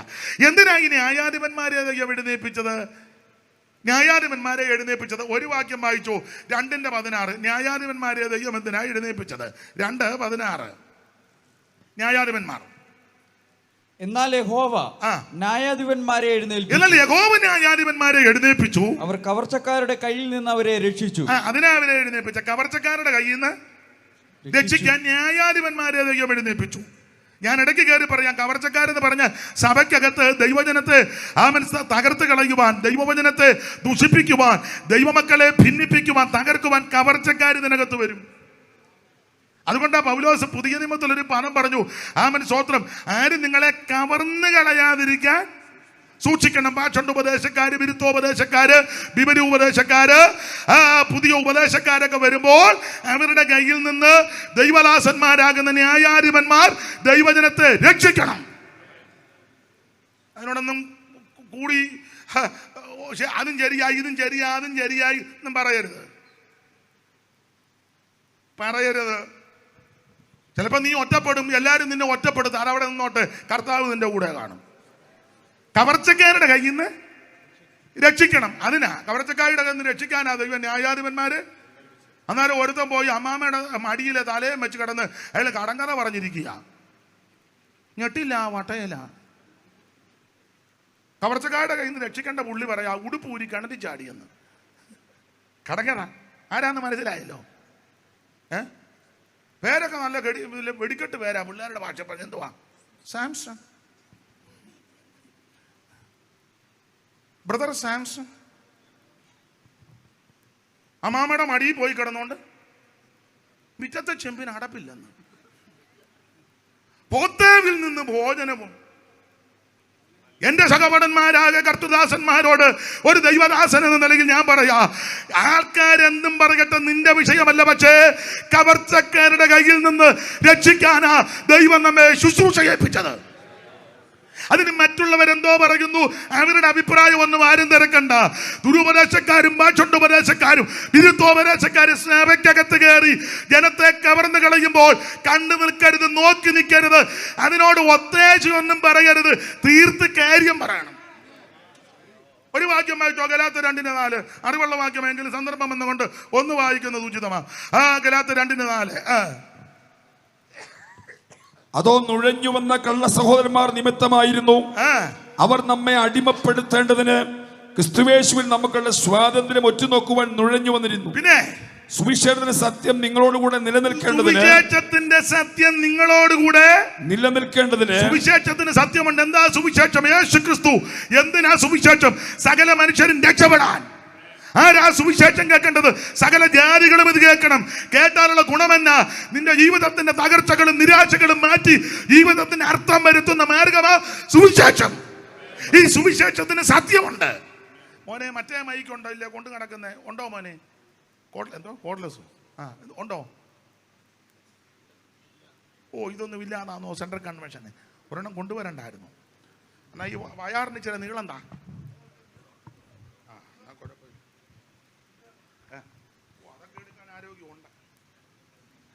അപ്പൊ ശ്രദ്ധിക്കുക, കവർച്ചക്കാരുടെ കയ്യിൽ നിന്ന് രക്ഷിക്കണം.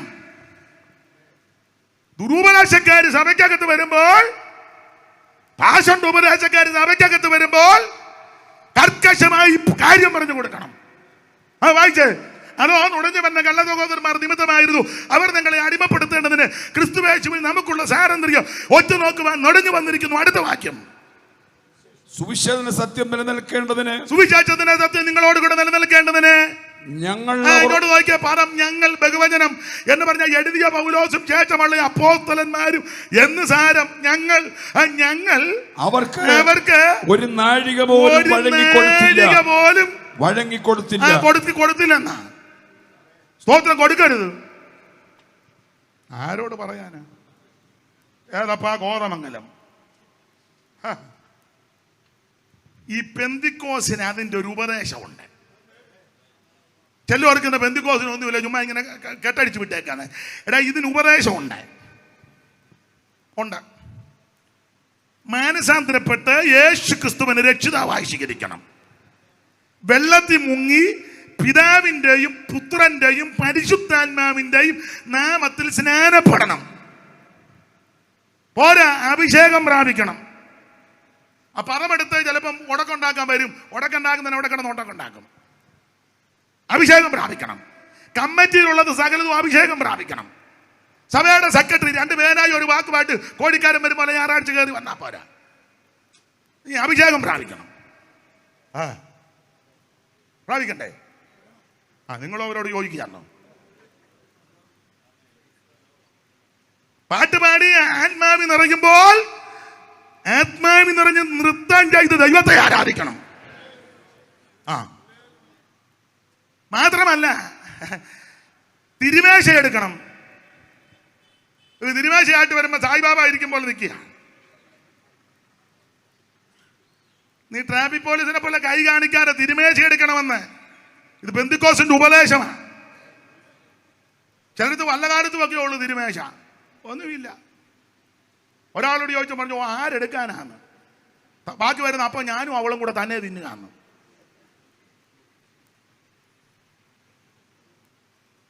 തിരുമേശ എടുക്കണം. കർക്കശമായി വേർപാട് പാലിക്കണം.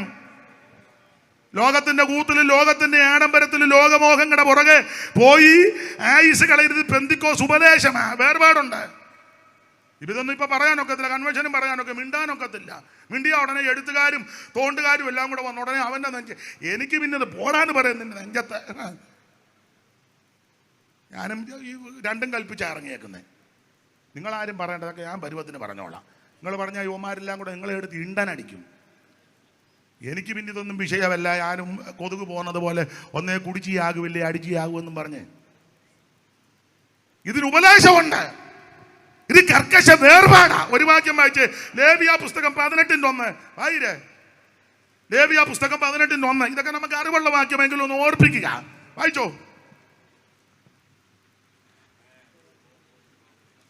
യഹോവ പിന്നെയും മോശയോട് അരുളി ചെയ്തത് എന്തെന്നാൽ നീ ഇസ്രായേൽ മക്കളോട് പറയേണ്ടത് എന്തെന്നാൽ ഞാൻ നിങ്ങളുടെ ദൈവമായ യഹോവയാകുന്നു. നിങ്ങൾ പാർത്തിരുന്ന മിസ്രയീം ദേശത്ത് നടപ്പ് പോലെ നിങ്ങൾ നടക്കരുത്. നിങ്ങളെ വിട്ടുപോകുന്നിടത്ത് നടപ്പൊന്നും ഇനിയും വേണ്ട. നേരത്തെ 10,450 കൊല്ലം പാർത്ത സ്ഥലമുണ്ടല്ലോ, അവിടുത്തെ നടപ്പൊന്നും വേണ്ട. അടുത്തത് ഞാൻ നിങ്ങളെ കൊണ്ടുപോകുന്ന കനാൻ ദേശത്തിൽ നടപ്പ് പോലെയും അരുത്. അവിടുത്തെ നടപ്പും വേണ്ട. അപ്പം വിട്ടുപോകുന്നിടത്ത് നടപ്പും വേണ്ട, അങ്ങ് ചെല്ലുന്നിടത്ത് നടപ്പും വേണ്ട. പിന്നെ എവിടുത്തെ നടപ്പാണ്? അവരുടെ മര്യാദ ആചരിക്കരുത്. അവരുടെ മര്യാദ ഒന്നും ആചരിക്കരുത്. എന്റെ വിധികളെ അനുസരിച്ച്, ദൈവത്തിന്റെ വിധികളെ അനുസരിച്ച്, ചട്ടങ്ങളെ പ്രമാണിച്ചു നടക്കണം. ദൈവത്തിന്റെ ചട്ടം പ്രമാണിച്ചു നടക്കണം. ഞാൻ നിങ്ങളുടെ ദൈവമായ യഹോവയാകുന്നു എന്ന് പറഞ്ഞ അവിടുത്തതും വേണ്ട ഇവിടുത്തതും വേണ്ട. പടിനിമത്തിന്റെ മധ്യസ്ഥനാകുന്ന മോശയെ ദൈവം തമ്പുരാൻ പർവ്വതത്തിലേക്ക് വിളിച്ചേച്ച് പറഞ്ഞു, പലക ദൈവത്തിന്റെ പലകയും പലകയിലെ എടുത്ത് ദൈവത്തിന്റെ എടുത്തും സർവജ്ഞനായ ദൈവത്തിന്റെ വിരല് കൊണ്ടെഴുതി. ഈ എടുത്തും പ്രമാണവും നമുക്ക് തന്നിരിക്കുക. സ്തോത്രം. അവിടുത്തതും വേണ്ട അവിടുത്തതും വേണ്ട, ഒന്നും പകർത്തരുത്. ഇത് വേർപാടാണ്. അതുകൊണ്ടല്ലയോ ഹാമാനും ഭാര്യയെല്ലാം കൂടെ സംസാരിച്ചപ്പോൾ ഹാമാൻ രാജാവിനോട് പറഞ്ഞ 3:9 വായിച്ചു. എസ്തേറിന്റെ പുസ്തകം. ഹാമാന് പുസ്തകമില്ലല്ലോ. ആയിരേ 3:9.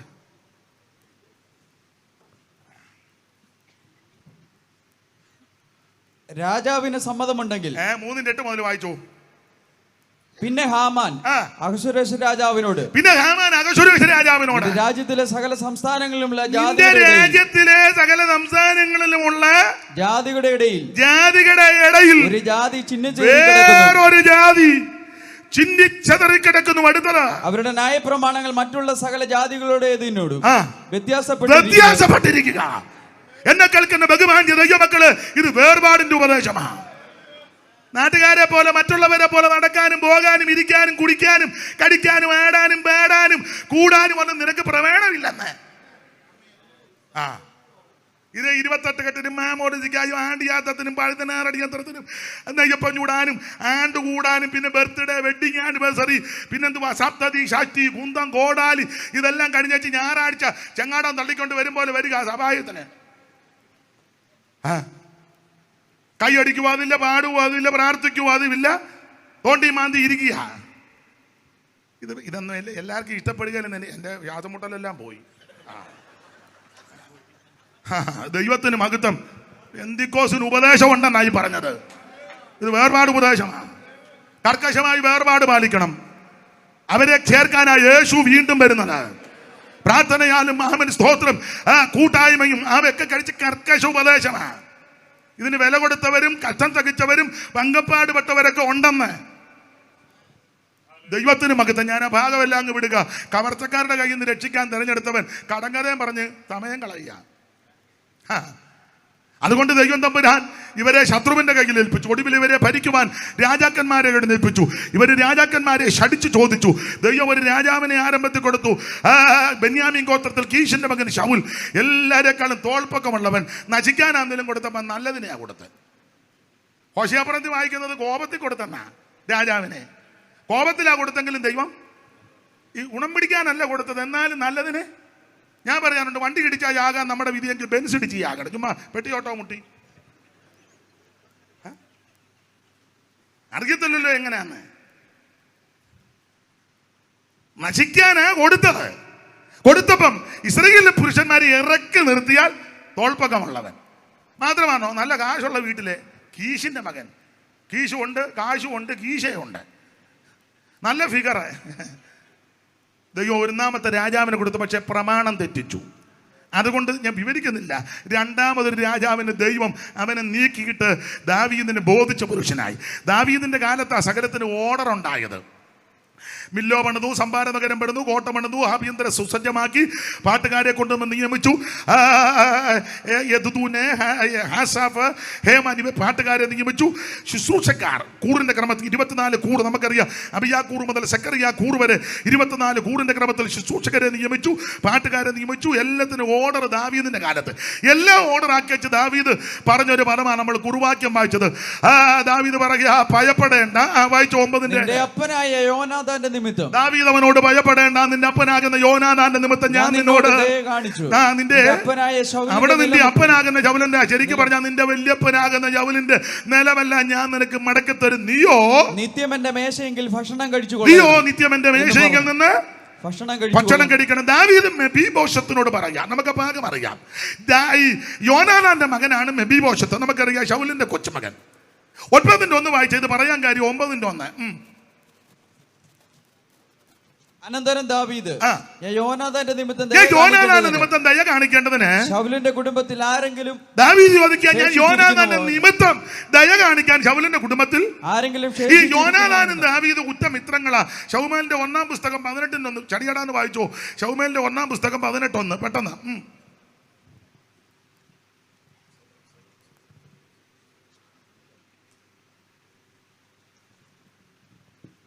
അവൻ ശൗലിനോട് സംസാരിച്ചു തീർന്നപ്പോൾ യോനാഥാന്റെ മനസ്സ് ദാവീദിന്റെ മനസ്സോട് പറ്റിച്ചേരാൻ കാര്യമുണ്ട്. 17-ാം അധ്യായത്തിലെ ശുശ്രൂഷ എന്തുവാ? 17-ലെ ശുശ്രൂഷ. ഒരു കല്ല് ഒരു കവണ കൊണ്ട് ഗോലിയാത്തിന് താഴെ കിട്ടും. 40 ദിവസം ഇവൻ നിന്ന് വെല്ലുക. 40 days ഫാസ്റ്റിംഗ് പ്രയർ. ചുമ്മാ നിന്ന് ഒച്ചപ്പാടുണ്ടാക്കുന്നില്ല, ഒറ്റ ഒരുത്തിനും ഒന്നും ചെയ്യുന്നില്ല. 40 ദിവസം ഗ്ലോറി വിക്ടറി കാൽവറി ജീസസ് എന്ന് പറഞ്ഞ് ചീറ്റിയേച്ച് പോവുക. ഒറ്റ ഒരുത്തം കയറി കൊമ്പ് കൊടുക്കുന്നില്ല. ഇവനാണ് 6 മുഴ ഒരു ജാൻ നെടുപ്പം. 17-4 ചടികടാണ് വായിത്. 17-4 പെട്ടെന്ന് വായിച്ചോ. ഗോലിയാത്തിന്റെ പ്രകൃതി പെട്ടെന്ന്. അപ്പോൾ ഫെലിസ്ത്യരുടെ പാളയത്തിൽ നിന്ന് ഗത്തിനായ ഗോലിയാത്ത് മല്ല പുറപ്പെട്ടു. ഗത്തിനായ മല്ലൻ പുറപ്പെട്ടു. അവൻ 6 മുഴ ഒരു ജാൻ നെടുപ്പം. അവന്റെ തലയിൽ വലിയ താമര ശിരസന. അവൻ 5000 ചക്ക തൂക്കമുള്ള താമര കവചം ധരിച്ചു. അവന് കാച്ചട്ടയും ചുമലി താമരം കൊണ്ട് വേലുമുണ്ട്. അവന്റെ കുന്തത്തിന്റെ തണ്ട് നെയ്ത്തുകാരന്റെ പടപ്പ് തടി പോലെ. കുന്തത്തിന്റെ അലക് 600 ശക്കൽ ഇരുമ്പ്. ഒരു പരിചയക്കാരൻ അവന്റെ മുമ്പേ നടന്നു. ഇതാണ് ഇവന്റെ പ്രകൃതി. ഭയങ്കര നെടുപ്പമുള്ള ഒരുത്തൻ. വിവരിക്കുന്നില്ല. ഇവൻ നിന്നേച്ച് വെല്ലുവിളിക്കും. 8-ാം വാക്യം 8 വായിര്. അവൻ നിന്ന് ഇസ്രായേൽ നിലകളോട് വിളിച്ചു പറഞ്ഞത്, ഇവൻ നിന്ന് വെല്ലുവിളിക്കുക, നിങ്ങൾ വന്ന പടയ്ക്ക് അണിനിരക്ക് നിന്ന് ഞാൻ വെളുത്തന് നിങ്ങൾ ശൗലിന്റെ സേവകരുമല്ല. നിങ്ങൾ ഒരുത്തനെ തെരഞ്ഞെടുക്കണം. ഒരുത്തനെ തെരഞ്ഞെടുക്കും. ഓട്ടിട്ടോ കള്ളയോട്ടിട്ടോ ചീട്ടിട്ടോ കാല് വാരിയോ കുതികാല് വെട്ടിയോ അങ്ങനെയാണല്ലോ മിക്കടുത്തും. അതുപോട്ടെ, നിങ്ങൾ ഒരുത്തനെ തെരഞ്ഞെടുത്ത് അവനെ എന്റെ അടുക്കലോട്ട് ഇറങ്ങി വരട്ടെ. ഞങ്ങൾ തമ്മിൽ ഫൈറ്റ് ചെയ്യും. ഞാൻ അവനെ തോൽപ്പിച്ചാൽ നിങ്ങളല്ല ഞങ്ങൾക്കടിമ, അല്ല അവൻ എന്നെ തോൽപ്പിച്ചാൽ ഞങ്ങളല്ല നിങ്ങൾക്കടിമ. ഇങ്ങനെ വെല്ലുവിളിച്ചപ്പോൾ എന്തോ സംഭവിച്ചു. 24 വായിര്. 24 വേഗത്തിൽ. അവനെ കണ്ടപ്പോൾ ഇസ്രായേലൊക്കെയും ഏറ്റവും അവനെ കണ്ടെന്ന് പറഞ്ഞാൽ ഭയപ്പെട്ടു ഇവന്റെ നിപ്പും പ്രകൃതിയും ചൊല്ലുത്തും കേട്ടപ്പോ പേടിച്ചു. ഇവൻ ചൊല്ലിയത് എങ്ങനെയാണെന്നറിയാമോ? 16-ാം വാക്യം 16 ചൊല്ലിയത് ദേവന്മാരുടെ നാമം ചൊല്ലിയെന്ന് 43-ാമത്തെ വാക്യത്തിന്റെ 2-ാം ഭാഗത്ത് തന്റെ ദേവന്മാരെന്നുണ്ട് വായിച്ച്. തന്റെ ദേവന്മാരുടെ നാമം ചൊല്ലി 5 ദൈവങ്ങളുണ്ട് ഫെലിസ്തീന്. ഗത്തിലെ ദൈവം, യക്രോന്യ ദൈവം, അസ്കലോന്യ ദൈവം, 5 ദൈവങ്ങൾ. ഇവൻ 5 ദൈവങ്ങളുടെ നാമം ചൊല്ലും. ആര്? ഗോലിയാത്ത്. 5 ദൈവങ്ങളുടെ നാമം. ആ നാമം എപ്പോഴൊക്കെയാ ചൊല്ലുന്നത്? 16-ാം വാക്യം 16 ചടികടാന്ന് വായിപ്പിക്കുക. ആ ഫെലിസ്തീൻ 40 ദിവസം മുടങ്ങാതെ രാവിലെയും വൈകുന്നേരവും. അപ്പൊ ഈ ദൈവങ്ങളുടെ നാമം രാവിലെയും ചൊല്ലും, വൈകിട്ടും ചൊല്ലും, മുടങ്ങാതെ ചൊല്ലും. 40 ദിവസവും ചൊല്ലും. എന്തോ മാതൃക! നമ്മൾ രാവിലെ പ്രാർത്ഥിച്ചാൽ വൈകിട്ടില്ല, വൈകിട്ട് പ്രാർത്ഥിച്ചാൽ രാവിലെ, രാവിലെ വൈകിട്ട് മടിച്ചാൽ പിറ്റേന്ന് ശാശാന്നേലും എന്ത് ഓർഡറിലാ കാര്യം കൊണ്ടുപോകുന്നത്. അവൻ രാവിലെ മന്ത്രം ചൊല്ലും, വൈകിട്ടും മന്ത്രം ചൊല്ലും. അത് 40 ദിവസവും ചൊല്ലും മുടങ്ങാതെ. നമുക്ക് മഴക്കാറ് കണ്ടാൽ മതി, ഉടനെ പറയും ഇന്ന് മിക്കവാറും യോഗം നടക്കാൻ സാധ്യത. ഒന്നും വിവരിക്കുന്നില്ല ഞാൻ. ഇവനെന്ത് മാതൃകാപരമാണ്. മാത്രമാണോ ഈ ദൈവങ്ങളുടെ നാമം ചൊല്ലുന്ന പമ്മി ഇരുന്ന് ചൊല്ലുകയല്ല. നമ്മളൊരു സ്വോത്രം പറഞ്ഞ അടുത്തിരിക്കുന്ന പുള്ളി പോലും പഴയ സൈക്കിളിന് കാറ്റടിക്കുമല്ല. ഇവൻ ചൊല്ലുന്ന എങ്ങനെ? 8-ാം വാക്യം ഒന്നുകൂടെ 11-ാം വാക്യം വായിച്ചു. എങ്ങനെയാ മന്ത്രം ചൊല്ലുന്നത്? 11 ഫെലിസ്തീന്റെ ഈ വാക്കുകൾ ശൗലും എല്ലാ ഇസ്രായേലും കേട്ടപ്പോൾ എല്ലാരും കേൾക്ക ചൊല്ലി. ഇന്ന് രാത്രി വചനം പ്രകാശിപ്പിക്കുന്ന വിധം നിങ്ങൾക്കറിയാം. എല്ലാരും കേൾക്ക ചൊല്ലി. എടാ 90 കിലോ ഉണ്ടല്ലോ, 1/2 കിലോയുടെ സ്വോത്രം പറ. നീ 3 പ്ലേറ്റ് ബിരിയാണി 1/2 കിലോയുടെ സ്വോത്രമെങ്കിലും പറ. ദൈവം നിന്നെ രക്ഷിച്ചില്ലയോ? എന്നെ നിങ്ങളെ രക്ഷിച്ചില്ലേ? അടുത്തിരിക്കുന്നവൻ കേക്കത്ത് പോലുമില്ല സ്വോത്രം പറയുന്നത്. അവൻ കൈയടിക്കുന്ന കണ്ടാൽ നമുക്ക് ഇപ്പം ഇവരെ കൊണ്ട് മെഡിക്കൽ കോളേജിൽ അഡ്മിറ്റ് ആക്കാൻ തോന്നും. കൈയടിക്കുന്ന എന്നാ പറ്റി? വയ്യ. അത് കഴിഞ്ഞ് ഭക്ഷണം കൊടുത്ത് എന്തോ സ്പീഡാ, കത്തിയും മുള്ളുമൊക്കെ ആയിട്ട് നല്ല കുടച്ചക്കരം കറങ്ങും പോലെ അതിനൊക്കെ നല്ല സ്പീഡാ. ദൈവത്തെ ആരാധിക്കുന്നതിന് മാത്രം, ദൈവത്തെ സ്തുതിക്കുന്നതിന് ശബ്ദമില്ല. കമ്മിറ്റിയൊക്കെ കൂടുമ്പോൾ മറ്റ് പ്രശ്നങ്ങളിൽ ചെന്ന് എന്തോ അണ്ണാക്ക 6 വെക്കുന്ന കാണണം. ഇതൊക്കെ ദൈവം തമ്പുരാൻ കണ്ടോണ്ടിരിക്കുക. അല്ല, സങ്കീർത്തനൻ അണ്ടി പറയുമ്പോൾ സ്വർഗത്തിൽ ഇരിക്കുന്നവൻ ചിരിക്കുക. ഗോലിയാത്താന്നേരം എന്ത് മാതൃകാപരമായിട്ടാ! 40 ദിവസം മന്ത്രം ചൊല്ലി, മുടങ്ങാറെ ചൊല്ലി, രാവിലെ ചൊല്ലി, വൈകിട്ട് ചൊല്ലി, എല്ലാരും കേക്ക ചൊല്ലി. ഇതിന്റെ നടുവിൽ ദാവീദ് ഒരു കല്ലും കവണയും കൊണ്ട് ഇവനെ എറിഞ്ഞ് താഴെ കിട്ടു. ഒന്നും ഞാൻ വിവരിക്കുന്നില്ല. എറിഞ്ഞ് താഴെ കിട്ടേച്ചേ ഓടി അങ്ങോട്ട് ചെന്ന് എൻ്റെ ഭാഷയിൽ ഇവൻ്റെ നെഞ്ചത്ത് കയറി അവൻ്റെ ഉറകിൽ നിന്ന് അവൻ്റെ വാളെടുത്ത് അവൻ്റെ തലയും വെട്ടി ദാവീദ് ഇങ്ങോട്ട് വരിക. എൻ്റെ ഭാവനയാ ഇങ്ങനെ വരിക. ഇപ്പം നിങ്ങൾ എന്തെങ്കിലും ജനറൽ ഡിസ്ട്രിക്ട് കൺവെൻഷൻ ഇങ്ങനെന്തിനാ ഇതെല്ലാം പറഞ്ഞത്? ഇതെന്താണെന്നറിയാമോ? ഇതാണ് കാൽവറിയിൽ നടന്നത്. മരണത്തിന്റെ അധികാരിയാകുന്ന പിശാച് ഉൽപ്പത്തി പുസ്തകം 3-ാം അധ്യായം മുതൽ മരണം വിതച്ച് മരണഭീതിയിട്ട് അവൻ തന്റെ ജനത്തെ പേടിപ്പെടുത്തി നിർത്തിയപ്പോൾ ഒടുക്കത്തെ ആദാമാകുന്ന യേശു ക്രിസ്തു കാൽവറിയിൽ തന്റെ ജീവന് മനുഷ്യവർഗത്തിന് വേണ്ടി തന്ന് മരണത്തിന്റെ അധികാരിയാകുന്ന പിശാചിനെ തന്റെ മരണത്താൽ പരാജയപ്പെടുത്തി മരണഭീതികളിൽ അടിമപ്പെട്ട് കിടന്ന് എന്നെയും നിന്നെയും വീണ്ടെടുത്ത നസറയനാകുന്ന യേശു, അവിടുന്ന് മരണത്തെ ജയിച്ചവൻ, പാതാളത്തെ ജയിച്ചവൻ, ലോകത്തെ ജയിച്ചവൻ, രോഗത്തെ ജയിച്ചവൻ, സകലത്തിന്മേൽ ജയമെടുത്തവൻ. ഈ കാഴ്ച കണ്ടപ്പം യോനാഥാൻ അങ്ങ് ഇഷ്ടപ്പെട്ടു ദാവീദിനെ. രണ്ടുപേരോട് അങ്ങ് പറ്റിച്ചു കിടന്നു. എന്തിനേറെ വിവരിക്കുന്നില്ല. പക്ഷേ അപ്പനാകുന്ന ശൗലിന് ഇഷ്ടപ്പെട്ടില്ല.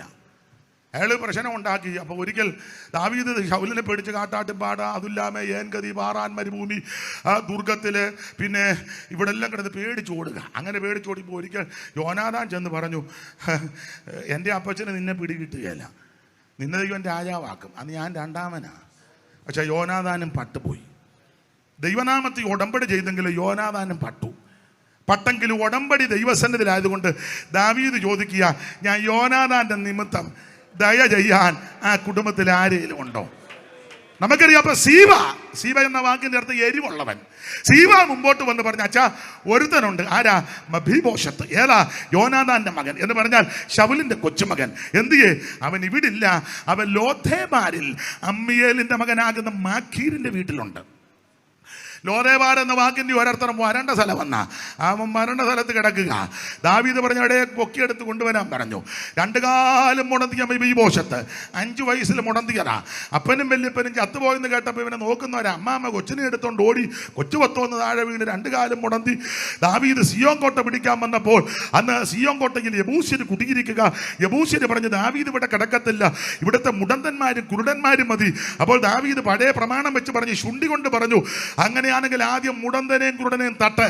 അത് സിയോൻ കോട്ടയിൽ പരസ്യപ്പെടുത്തിയപ്പോൾ അന്ന് സിയോൻ കോട്ടയ്ക്കകത്ത് കിടന്ന സകല മുടന്തന്മാരും കുരുടന്മാരും സിയോൻ കോട്ട വിട്ടു പോയ കൂട്ടത്തില 2 കാലം മുടന്തിയ ശൗലിന്റെ കൊച്ചുമകനാകുന്ന യോനാഥാന്റെ മകനാകുന്ന മെഫീബോശത്ത് ലോദേബാരി പോയി.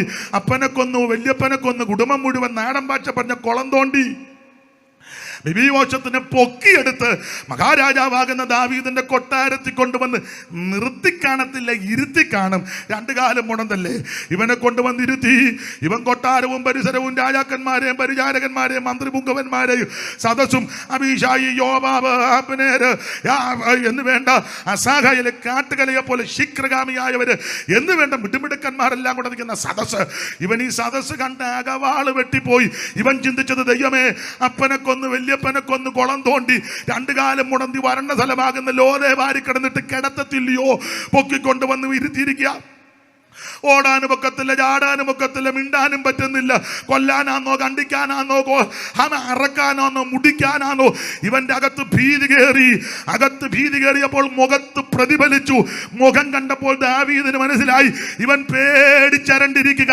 അങ്ങനെ ഭയപ്പെട്ടിരുന്ന മെഫീബോശത്തിനോട് പറയാ, പേടിക്കണ്ട, ഭയപ്പെടേണ്ട, നിന്നെ കൊല്ലാൻ കൊണ്ടുവന്നതല്ല, നിന്റെ പിതാവിന്റെ പിതൃസ്വത്ത് ഇന്ന് രാത്രി തിരിച്ചു തരികയാണ് എന്ന് പറഞ്ഞാൽ നിന്റെ വല്യപ്പനാകുന്ന ശൗല് അവൻ നഷ്ടപ്പെടുത്തിയ പിതൃസ്വത്ത് ഇന്ന് രാത്രി നിനക്ക് തിരികെ തരികയാ. ഞാൻ വ്യാഖ്യാനിക്കുന്നതിൽ ഓടിച്ചു നിർത്തുക.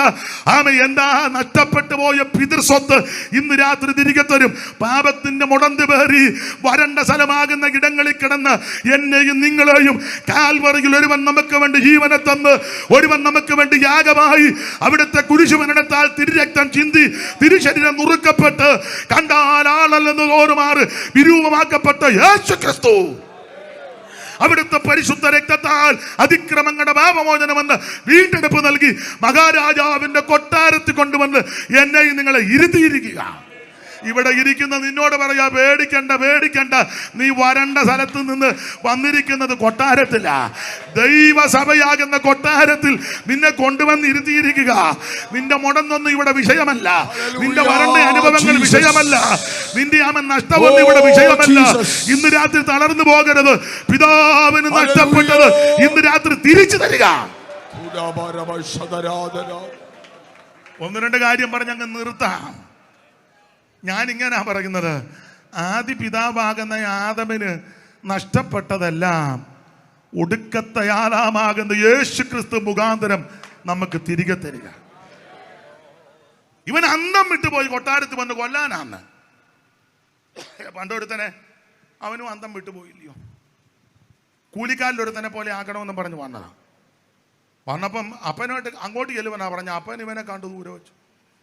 ഇവൻ അങ്ങോട്ട് ചെല്ലുന്നതിന് മുന്നേ അപ്പൻ അങ്ങോട്ട് ചെന്നു. ഈ അപ്പൻ ഇന്ന് രാത്രി ഇവിടെ വന്നിട്ടുണ്ട്. ദൈവത്തിന് മഹത്വം. കൂലിക്കാരനല്ല, ബാല്യക്കാരൻ എന്നെ നോക്കി നിൽക്കുന്ന ചെറുക്കൻ ചത്തവനായിരുന്നു, ജീവിച്ച് വന്നിരിക്കുക. എൻ്റെ ഭാഷയാ, വരാൻ പറഞ്ഞ അകത്തോട്ട് കൊണ്ടുപോയി ഇങ്ങനെ തീന്മേശ ഒരുക്കിയിട്ടിരിക്കുക. അപ്പൻ്റെ വീടല്ലേ, എന്തെല്ലാം സാധനങ്ങളാ, എല്ലാം ഇങ്ങനെ ഒരുക്കി ഇട്ടിരിക്കുക. ഇവൻ ഇതെല്ലാം കൂടെ കണ്ടപ്പോൾ അപ്പച്ചൻ പറഞ്ഞ്, മോനെ കഴിക്കടാ, നീ വാളവരെ നിന്ന് പരുവക്കേടായി, കഴിക്കേ. അന്നേരം ഇത് കഴിക്കുന്ന കാര്യത്തെപ്പറ്റി TK ഷൗമേൽ സാർ ഇത് കണ്ടുകൊണ്ട് ഒരു വരി എഴുതി. പാടാൻ വയ്യ, എന്നാലും സാർ എഴുതിയ വരി ഇങ്ങനെ. ഇവൻ ചിന്തിക്കുക. അപ്പച്ചൻ പറഞ്ഞേടാ കഴിയടാ, കഴിഞ്ഞ ആഴ്ച എല്ലാം വാളവര കുട്ടം പന്നി നിന്നെ തട്ടി പരുവക്കേടായി, പന്നിയുടെ മുക്കറായും എല്ലാം ഏറ്റ്, നീ കഴിക്കേ. അപ്പോൾ ഇവന് കണ്ടപ്പോൾ ഇങ്ങനെ ഒത്തിരി വിഭവങ്ങൾ ഇതിനകത്ത് വെച്ചിരിക്കും. ഈ വീട്ടിലെ ദൈവസഭയാകുന്ന വീട്ടിലെ ഒത്തിരി വിഭവങ്ങളുണ്ടെന്ന്. എന്തൊക്കെയാ വിഭവം? ഒന്ന് വായിച്ചോ, 14:26 കൊരിന്ത്യർക്ക് എഴുതിയ 1-ാം ലേഖനം 14:26. ഇതിനകത്ത് ഒത്തിരി വിഭവം ഉണ്ടെന്ന്. അല്ല ഓടിയുടെ കാല് മാത്രമല്ല. ആയിരേ നമുക്ക് 2 ഉണക്ക ചപ്പാത്തി ഇത് കഴിഞ്ഞ് അത് എഴുന്നേറ്റ് നിന്ന് കടിക്കുകയും ചെയ്യണം. ഇതിവിടെ ഇഷ്ടം പോലെ വിഭവമുണ്ട്. ആകയാൽ എന്ത് സഹോദരന്മാരെ, നിങ്ങൾ കൂടി വരുമ്പോൾ, ദൈവസഭയാകുന്ന ഈ സൗധത്തിൽ കൂടി വരുമ്പോൾ ഓരോരുത്തരും സങ്കീർത്തനമുണ്ട്. അതൊക്കെ ഇതിനകത്ത് വിഭവങ്ങളാ. സങ്കീർത്തനമുണ്ട്, ഉപദേശമുണ്ട്, വെളിപ്പാടുണ്ട്, അന്യഭാഷയുണ്ട്, വ്യാഖ്യാനമുണ്ട്. സകലം ആത്മീയ വർധനയ്ക്ക് എല്ലാം ഒത്തിരി വിഭവങ്ങളുള്ള സ്ഥലത്താണ് നമ്മളെ കൊണ്ടുവന്നിരിക്കുന്നത്. നീ വരണ്ട സ്ഥലത്തിൽ നിന്ന് ദൈവം നിന്നെ കൊണ്ടുവന്നത് എത്തേണ്ട സ്ഥലത്താണ് എത്തിയിരിക്കുന്നത്. അപ്പൊ ഞാൻ പറഞ്ഞതെല്ലാം കഴിക്കാൻ അവനുടനെ അവിടെ നിന്ന് പാടുന്നത് ടികേഷ് എഴുതി പാടാൻ വയ്യെങ്കിലും പറഞ്ഞു വിടാം. ഇന്നു ഞാൻ നിന്നോടൊത്തു പന്തിയിൽ മോദമായി ഇന്നു ഞാൻ നിന്നോടൊത്തു പന്തിയിൽ മോദമായി വന്നു തിന്നു തൃപ്തനായി എത്രയോ ഭാഗ്യവാൻ പന്നി തിന്ന ഭോജവും അന്നു ഞാൻ കൊതിച്ചത്. പന്നി തിന്ന ഭോജവും അന്ന് ഞാൻ കൊതിച്ചത് എന്തേക്കുമോയ് മറന്നുപോയി. ദേവാ കൃപയൊന്നിനാൻ തവ സുതനായി ഞാൻ കൃപയുള്ള യഹോവേ ദേവാ മമ്മ നല്ല പിതാവേ ദേവാ. അപ്പൊ ശ്രദ്ധിക്കുക, ഇവനെ വിടുന്നുണ്ട് പാടുക. ഇന്ന് ഞാൻ നിന്നോടൊത്ത് പന്തിയിൽ മോദമായി. പന്നി തിന്ന ഭോജ്യം, ആ പന്നി നിന്ന ഭോജ്യത്തിൽ നിന്നും പന്നിയുടെ ഇടയിൽ നിന്നും നിന്നെ തെരഞ്ഞെടുത്ത് കൊണ്ടുവന്ന് അപ്പന്റെ ഭവനത്തിലാക്കി. നഷ്ടപ്പെട്ടതെല്ലാം തിരികെ തരിക. ഈ സംഭവത്തെ പറ്റി 3 പേര്, നിങ്ങൾ സന്തോഷത്തിന് പാട്ടറിയായിരിക്കും, 3 പേര് പാട്ടെഴുതി ഈ വിഷയം. അതിൽ ഒന്ന് TKS എഴുതിയ പാട്ടാണ്. ഒന്ന് മധുരഗായകൻ എമ്മി ചെറിയാച്ചൻ. ഇവന്റെ ആ വരവും എല്ലാം കൂടെ കണ്ട് എമ്മി ചെറിയാച്ചൻ ഇത് കണ്ടതുപോലെ ഇവൻ പരുവക്കേടി വരിക. കെട്ട മകനെ പോലെ ദുഷ്ട വഴികളിൽ അനിഷ്ടം ഞാൻ നടന്നു. ആ കെട്ട മകനെ പോലെ ദുഷ്ട വഴികളിൽ അനിഷ്ടം ഞാൻ നടന്നു. എന്നെ കെട്ടിപ്പിടിച്ചു മുത്തമിട്ടങ്ങ് സ്വീകരിപ്പാൻ ഇഷ്ടപ്പെടുന്നപ്പന എന്നും എന്നെന്നും എന്നുടയവൻ മാറാതെ കൃപ തീരാതെ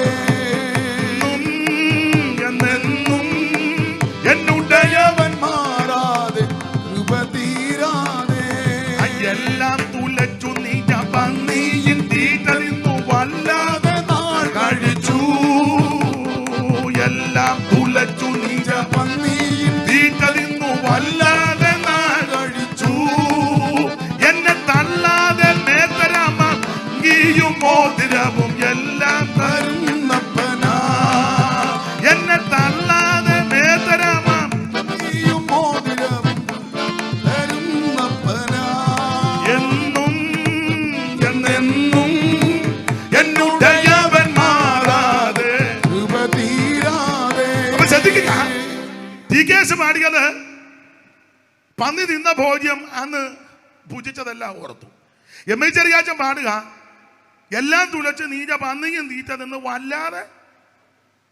ഇച്ചിരി സമയം കൂടെ കഴിഞ്ഞാൽ നിർത്തുള്ളൂ, എൻ്റെ ജിബായിലങ്ങ് പിടിച്ച് വലിക്കരുത്.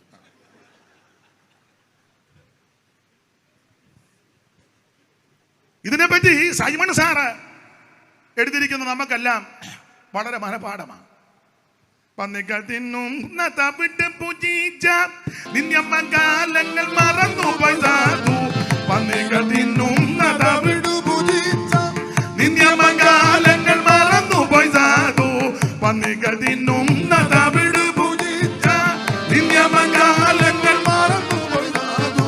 മന്നവനെ തിരുമേശയിൽ ഓ സ്വർണ്ണ ഭോജനങ്ങൾ തിന്നു വരും നിന്നു കാരുണ്യ പൂരാ കടലേ കരളലിയുക ദിനമനുകാരുണ്യ പൂരാ കടലേ മരണനായ പരാവരനേയൻ മരണകാരി മകാതുരജിരും കാരണനായ പരാവരനേയൻ മരണകാരി മകാതുരജിരും തിരയുടെ ചുതകേർവതിനാണ് ധീരതയോടവനിയിൽ അവതരിച്ചോരും കാരുണ്യ പൂരക്കടലേ കരളലിയുഗദിനമനുകാരുണ്യ പൂരക്കടലേ കരളലിയുഗദിനമനുകാരുണ്യ പൂരക്കടലേ.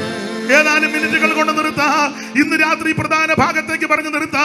അവൻ ഒന്നാമത്തെ ആലാം മുഖാന്തരം മനുഷ്യവർഗത്തിന് നഷ്ടപ്പെട്ടത് പോയത് മുഴുവൻ ഒടുക്കത്തെ ആലാം മുഖാന്തരം നമുക്ക് തിരികെ തരുന്ന ദൈവം. അതുകൊണ്ട് പേടിക്കണ്ട. ആമേൻ, നിന്നെ കൊല്ലാൻ കൊണ്ടുവന്നതല്ല, നിന്റെ പിതാവിന്റെ പിതൃസ്വത്ത് ഇന്ന് രാത്രി തിരിച്ചു തരിക. ആര് പിതാവിനാൽ നഷ്ടപ്പെട്ടതല്ല ഇന്ന് രാത്രി ദൈവം തിരിച്ചു തരും. എന്തൊക്കെയാ ഞാൻ അടുക്കടക്കായിട്ട് എഴുതി വെച്ചിട്ടുണ്ട്, എല്ലാം പറയാൻ നേരമില്ല. 2-3 കാര്യം പറഞ്ഞ് അങ്ങ് നിർത്തുക. ദൈവത്തിന് മഹത്വം. ഒന്ന്, ആദി പിതാവ് മുഖാന്തരം തേജസ്സിന്റെ വസ്ത്രം അങ്ങ് നഷ്ടപ്പെട്ടു. അമ്മാമ തയ്യൽ മെഷീനും ഒക്കെ എടുത്ത് അമ്മാമയ്ക്കൊരു മിടി, അജായനൊരു ജോൺസൺ പാസ്റ്റർ പറ അങ്ങ് പറഞ്ഞു ഓ ബർമുഡ. രണ്ടുപേരും വെളുപ്പിനെ നടക്കുന്ന കണ്ടിട്ടില്ലേ ഏതൻ തോട്ടത്തിൽ കൂടെ? അപ്പം ഏത് വാക്യങ്ങൾ എടുപ്പിക്കുന്നില്ല.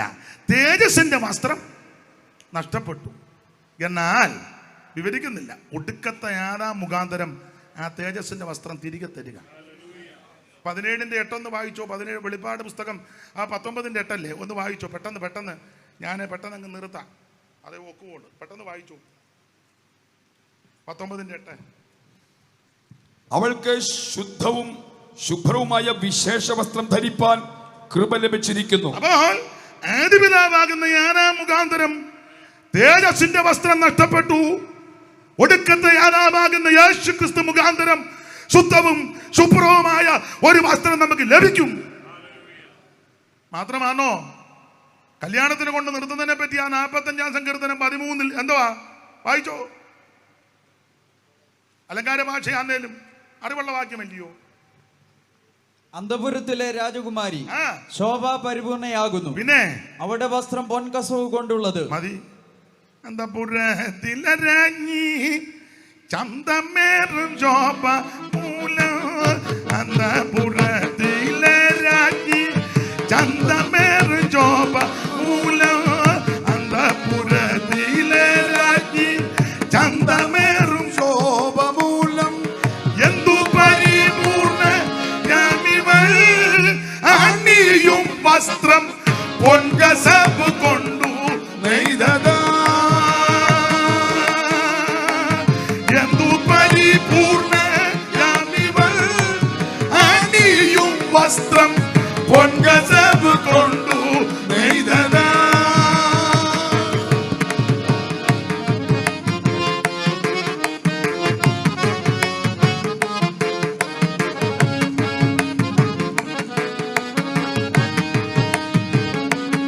അപ്പൊ ശ്രദ്ധിക്കുക, പിതാവിനാൽ നഷ്ടപ്പെട്ടത് ഇന്ന് രാത്രി തിരിച്ചു തരും. ഏതൻ തോട്ടത്തിൽ വെച്ച് നഷ്ടപ്പെട്ടു പോയ തേജസ്സിന്റെ വസ്ത്രം കാൽവരിയിൽ ഒരുവൻ ജീവനെ തന്നത് കൊണ്ട് നമുക്ക് തിരികെ കിട്ടി. Price the Lord. 2, അധികാരം നഷ്ടപ്പെട്ടു. ഒരിക്കൽ അധികാരമുണ്ട്, അതുകൊണ്ടല്ലയോ ആദമിന്റെ മുമ്പിൽ കൂടെ മൃഗത്തെ എല്ലാം കൂടെ പിന്നെ ആന പേരിടാൻ പറഞ്ഞ് ആന മുമ്പൊക്കെ തലോടിച്ച് പറഞ്ഞ് ആന ഒരു കൂടെ ആന ഒന്ന് തലോടി വെച്ച്. ഇപ്പം 3 ചെന്നില്ല, കൊമ്പനുണ്ടല്ലോ, ഒന്ന് എല്ലാവോ അതാ പേരിട്ട് ഞങ്ങളുടെ വല്യപ്പൻ പേരിട്ട് ഇങ്ങോട്ട് വാടാ പേരിടാം ഒത്തു. അധികാരമെല്ലാം പോയി. എന്തിനാ ആന? നിന്റെ വീട്ടിലെ പട്ടിക്ക് പോലും നിന്നോട് അനുസരണയില്ലല്ലോ. അധികാരം നഷ്ടപ്പെട്ടെന്ന് സകലർക്കും അധികാരം നഷ്ടപ്പെട്ടു. പണ്ട് ഇതെല്ലാം ഇണങ്ങുക മെരുങ്ങുക അധികാരമുണ്ട്. ഈ അധികാരമെല്ലാം നഷ്ടപ്പെട്ടു. എന്നാൽ ഒടുക്ക ഈ അധികാരം നഷ്ടപ്പെട്ടത് കൊണ്ട് കടിച്ചു കീറുക ഉപദ്രവിക്കുകയും ഇല്ലേ? യോ സകല മൃഗവും അനുസരിച്ചതാ. കരടി, പുലി, കടുവ ഇതിനെല്ലാം പേരിട്ട്, എൻ്റെ ഭാഷയാ, ഇതെല്ലാം ആദാമിന്റെ മുമ്പിൽ കൂടെ എല്ലാത്തിനും പേരിട്ട് കടുവ, കരടി, പുലി, പുള്ളി അധികാരമുള്ളത് കൊണ്ടൊന്നും എതിർക്കുന്നില്ല. ഇപ്പോഴോ ഇപ്പം പണ്ട് പാട്ട് പാടുകല്ലേ, കാട്ടാന കരടി പുലി ചെന്ന കാട്ടുപൊത്ത് കരിമ്പു നോക്കിയിരിക്കാം. കാട്ടാന കരടി പുലി ചെന്നായി കാട്ടുപൊത്ത് കരിമ്പുലി കൂട്ട, കാട്ടാന കരടി പുലി ചെന്ന കാട്ടുപൊത്ത് കരിമ്പുലി കൂട്ട. കാട്ടാന കരടി പുലി ചെന്നായി കാട്ടുപൊത്ത് കരിമ്പുലി കൂട്ട, കണ്ടാലെന്നെ പിടിച്ചവർ തിന്നും അയ്യോ ചതി ചെയ്യല്ലേ, കണ്ടാലെന്നെ പിടിച്ചവർ തിന്നും അയ്യോ ചതി. അപ്പൊ ഇത് അധികാരം നഷ്ടപ്പെട്ടു. എന്നാൽ ഇന്ന് രാത്രി എന്നെ കേൾക്കുന്ന പ്രിയരെ, കാൽവറിയിൽ ഒരുവൻ നമുക്ക് വേണ്ടി ജീവനെ തന്നേച്ച് പറയുക, അവൻ സ്വർഗത്തിനും ഭൂമിയിലും സകല അധികാരവും അവൻ എനിക്ക് നൽകപ്പെട്ടു, ആ അധികാരം നിങ്ങൾക്ക് തരിക. പാമ്പുകളെയും തേളുകളെയും ശത്രുവിന്റെ സകല ബലത്തെയും ചവിട്ടുവാൻ ഇന്ന് രാത്രി അധികാരം നൽകുക എന്ന് പറഞ്ഞാൽ, യേശുവിന്റെ നാമത്തിൽ നീ പറഞ്ഞാൽ രോഗി സൗഖ്യമാകും, യേശുവിന്റെ നാമത്തിൽ ഭൂതങ്ങൾ വിട്ടുമാറും, യേശുവിന്റെ നാമത്തിൽ അത്ഭുതങ്ങൾ നടക്കും. ഈ നാമം എല്ലാ നാമത്തിലും മേലായ നാമം, സ്വർലോകരുടെയും ഭൂലോകരുടെയും അധോലോകരുടെ മുഴങ്കാലുകൾ മടങ്ങുന്ന വിറയ്ക്കുന്ന നാമം. ഇത് അധികാരമുള്ള നാമം. ആറാം മുഖാന്തരം നഷ്ടപ്പെട്ടു പോയ അധികാരം ഒടുക്കത്തെ ആറാം മുഖാന്തരം നമുക്ക് തിരികെ കിട്ടി. ഒരു കാര്യമോടെ പറഞ്ഞ് എന്നാ ബൈബിൾ പിടിച്ചു, അല്ലെങ്കിൽ ഒരു ബൈബിൾ ഇരിക്കുന്ന അയാൾക്ക് ഇളക്ക വന്ന് തണ്ട തൂവാലയും ബൈബിളും എല്ലാം അങ്ങ് മാറ്റി. അല്ല നിങ്ങൾ ചിന്തിക്കും, അതിരിക്കുന്നിടത്തോളം കാലം അയാൾക്ക് നവാച്ചും പിടിച്ചു. ഒരു കാര്യമോടെ പറഞ്ഞു വെച്ച് നിർത്തുക. നഷ്ടപ്പെട്ടു പോയ അധികാരം ഇന്ന് രാത്രി തിരികെ തരും. ഒന്ന്, തേജസ്സിന്റെ വസ്ത്രം തിരികെ കിട്ടും. രണ്ട്, നമുക്ക് അധികാരം തിരികെ കിട്ടി. ഇനി മൂന്ന്, ദൈവത്തിന്റെ മഹത്വം. ആ തേജസ്സും മഹിമയൊക്കെ പോയതല്ലേ ഏദൻ തോട്ടത്തിൽ നിന്ന് പോയതാ, വെളിയിലും വിട്ടില്ലേ, അത് നമുക്ക് തിരികെ കിട്ടും. മരണ വീടുകളിലെല്ലാം ഒടുവിൽ പറയുന്ന ഭാഗം നമുക്കല്ല മനപാഠമാ. പക്ഷെ ഒരുവൻ മരിച്ചവൻ എങ്ങനെ വരുമെന്നും ഏത് വിധം ശരീരത്തോടെ വരുമെന്ന് ചോദിക്കുന്നു. മൂഢാ, നീ വിതയ്ക്കുന്നത് ചത്തില്ല എങ്കിൽ തനിയായിരിക്കുന്നു, നീ വിതയ്ക്കുന്നത് ഗോതമ്പിന്റെയോ മറ്റു വല്ലതിന്റെയോ മണികളത്രേ. ദൈവമോ ഓരോന്നിനും അത് നിന്റെ ശരീരം കൊടുക്കുന്നു. സകലം ചേർന്ന് പറ, സകല മാംസങ്ങളും ഒരുപോലെയുള്ള മാംസമല്ല. പക്ഷികളുടെ മാംസം വേറെ, കന്നുകാലികളുടെ മാംസം വേറെ, മത്സ്യങ്ങളുടെ മാംസം വേറെ, മൃഗങ്ങളുടെ മാംസം വേറെ, ഭൗമ ശരീരങ്ങളുമുണ്ട്. സ്വർഗീയ ശരീരങ്ങളുണ്ട്, ഭൗമ ശരീരങ്ങളുടെ തേജസ് വേറെ, സ്വർഗീയ ശരീരങ്ങളുടെ തേജസ് വേറെ, സൂര്യന്റെ തേജസ് വേറെ, ചന്ദ്രന്റെ തേജസ് വേറെ, നക്ഷത്രങ്ങളുടെ തേജസ് വേറെ. നക്ഷത്രം തേജസ് കൊണ്ട് ഭേദമുണ്ട്. മരിച്ചവരുടെ പുനരുത്ഥാനവും ഔവണ്ണം തന്നെ ഈ തേജസ്സുള്ള ശരീരം മാറി നമുക്കൊരു പുത്തൻ ശരീരം കിട്ടും. ഈ ബലഹീന ശരീരം മാറി നമുക്കൊരു പുത്തൻ ശരീരം കിട്ടും. നഷ്ടപ്പെട്ടു പോയതൊക്കെ ഇന്ന് രാത്രി തിരികെ തരും. വാക്യങ്ങൾ എടുപ്പിക്കുന്നില്ല. 4, ഏദൻ തോട്ടത്തിൽ നിറക്കി വിട്ടു ആമേൻ ഈ ജീവവൃക്ഷത്തിന്റെ കനി തിന്നാതിരിക്കാൻ. എന്നാൽ വെളിപ്പാട് പുസ്തകം 2 വായിക്കുന്നത് ജീവവൃക്ഷത്തിന്റെ ഫലം തിന്നാൻ തരും. നഷ്ടപ്പെട്ടു പോയത് നമുക്ക് തിരികെ തരും. കാൽവറിയിൽ നമുക്ക് വേണ്ടി ജീവനെ തന്നത് കൊണ്ട് നഷ്ടപ്പെട്ടു പോയതല്ല, ഒടുക്കത്തെ ആരാമാകുന്ന യേശു ക്രിസ്തു മുഖാന്തരം നമുക്ക് തിരികെ തരുന്ന ദൈവത്തിന് സ്തോത്രം ചെയ്യാം. ഇന്ന് രാത്രി അതുകൊണ്ട് ഭയപ്പെടേണ്ട. നിനക്ക് അധികാരം തിരിച്ചു തരും, നിന്റെ തേജസ് തിരിച്ചു തരും. അവൻ നഷ്ടപ്പെട്ടു പോയ സകലതും ദൈവം നമുക്ക് തിരിച്ചു തരും. കരമുയർത്തി ദൈവത്തെ മഹത്വപ്പെടുത്തിയാൽ അല്പസമയം എല്ലാവരും ദൈവത്തെ സ്തുതിച്ചാട്ടെ. ആ പഴയ പാട്ടിന്റെ 2 ചരണം കൈ അടിക്കുന്നില്ല. ഇന്നലെയൊക്കെ കൈ അടിച്ച് പാടിയല്ലോ. ചേർന്നൊന്ന് ധ്യാനിച്ചങ്ങ് പാടിക്കോ. ഇവന്റെ പാലം ദൈവപാരുദിസയിൽ ഓ ജീവ ചേർന്ന് പാട് പ്രത്യാശയോടെ. ഓ ദൈവപാരുദിസയിൽ ഓ ജീവവൃക്ഷത്തിന്റെ ഫലം ദൈവപാരുദിസയിൽ. കരമുയർത്തി ദൈവത്തെ മഹത്വപ്പെടുത്താം. ഇതുവരെയും എന്നെ കേട്ടിരുന്ന ആദരണീയ കർത്തദാസന്മാർക്കും പ്രാർത്ഥിച്ച് സഹായിച്ചവർക്കും മാന്യ ദൈവമക്കൾക്കും ഗായക സംഘത്തിനുമെല്ലാം ഓൺലൈനിലുള്ളവർക്കും നന്ദി. 1 മിനിറ്റ് ഒന്ന് എഴുന്നേറ്റ് നിൽക്കാൻ പറ്റുമോ? ദയവായി ഇറങ്ങി പോകരുത്. 1 മിനിറ്റ് ഒക്കുന്നെങ്കിൽ പ്രായമുള്ളവർ അച്ഛൻ എഴുന്നേക്കണ്ട. ആ പ്രായമുള്ളവരെ ക്ഷീണിതർ അവിടെ ഇരുന്നു. അക്കാര്യങ്ങളൊന്ന് വീശി ദൈവത്തെ മഹത്വപ്പെടുത്താം. ഇന്നും എന്നേക്കും കരങ്ങൾ വീശി ക്രിസ്തുവിൻ കൂടെ പാർക്കും നമ്മളെല്ലാം. ഒരിക്കൽ കൂടെ ഇന്നും എന്നേക്കും ക്രിസ്തുവിൻ കൂടെ പാർക്കും നമ്മളെല്ലാം. കാണിച്ച് കാക്കുമാറാകട്ടെ. യഹോവ തിരുമുഖം നിങ്ങളുടെ മേൽ പ്രകാശിപ്പിച്ച് നിങ്ങളോട് കൃപയുള്ളവനാകട്ടെ. യഹോവ തിരുമുഖം നിങ്ങളുടെ മേൽ ഉയർത്തി നിങ്ങൾക്ക് സമാധാനം നൽകുമാറാകട്ടെ. കരമുയർത്തി ഹല്ലേലൂയ പാടാം. എല്ലാവർക്കും ഇരിക്കാം. ക്ഷണിച്ചവർക്ക് ഒരിക്കൽ കൂടെ നന്ദി. ഇതുവരെയും ശ്രദ്ധിച്ചിരുന്നവർക്ക് നന്ദി. കർത്താവിന്റെ വരവിനായിട്ടൊരുങ്ങാം. ദൈവം എല്ലാവരെയും അനുഗ്രഹിക്കുമാറാകട്ടെ. ഒരു അപേക്ഷയുണ്ട്. ദൈവത്തിൻ്റെ മഹാകൃപ കൊണ്ടും അനേക ദൈവമക്കളുടെ പ്രാർത്ഥന കൊണ്ടാണ് ഇന്ന് വരെ ഞാൻ നിൽക്കുന്നത്. ഇനി നിങ്ങളുടെ എല്ലാം വിലപ്പെട്ട പ്രാർത്ഥന അപേക്ഷിക്കുന്നു. ഓർക്കുമ്പം എളിയവനെയും കുടുംബത്തെയും ശുശ്രൂഷകളെയും ഓർത്ത് പ്രാർത്ഥിക്കണമെന്ന് എല്ലാ ബഹുമാന്യരായവരോടും അപേക്ഷിക്കുന്നു. ദൈവം നിങ്ങളെ അനുഗ്രഹിക്കുമാറാകട്ടെ.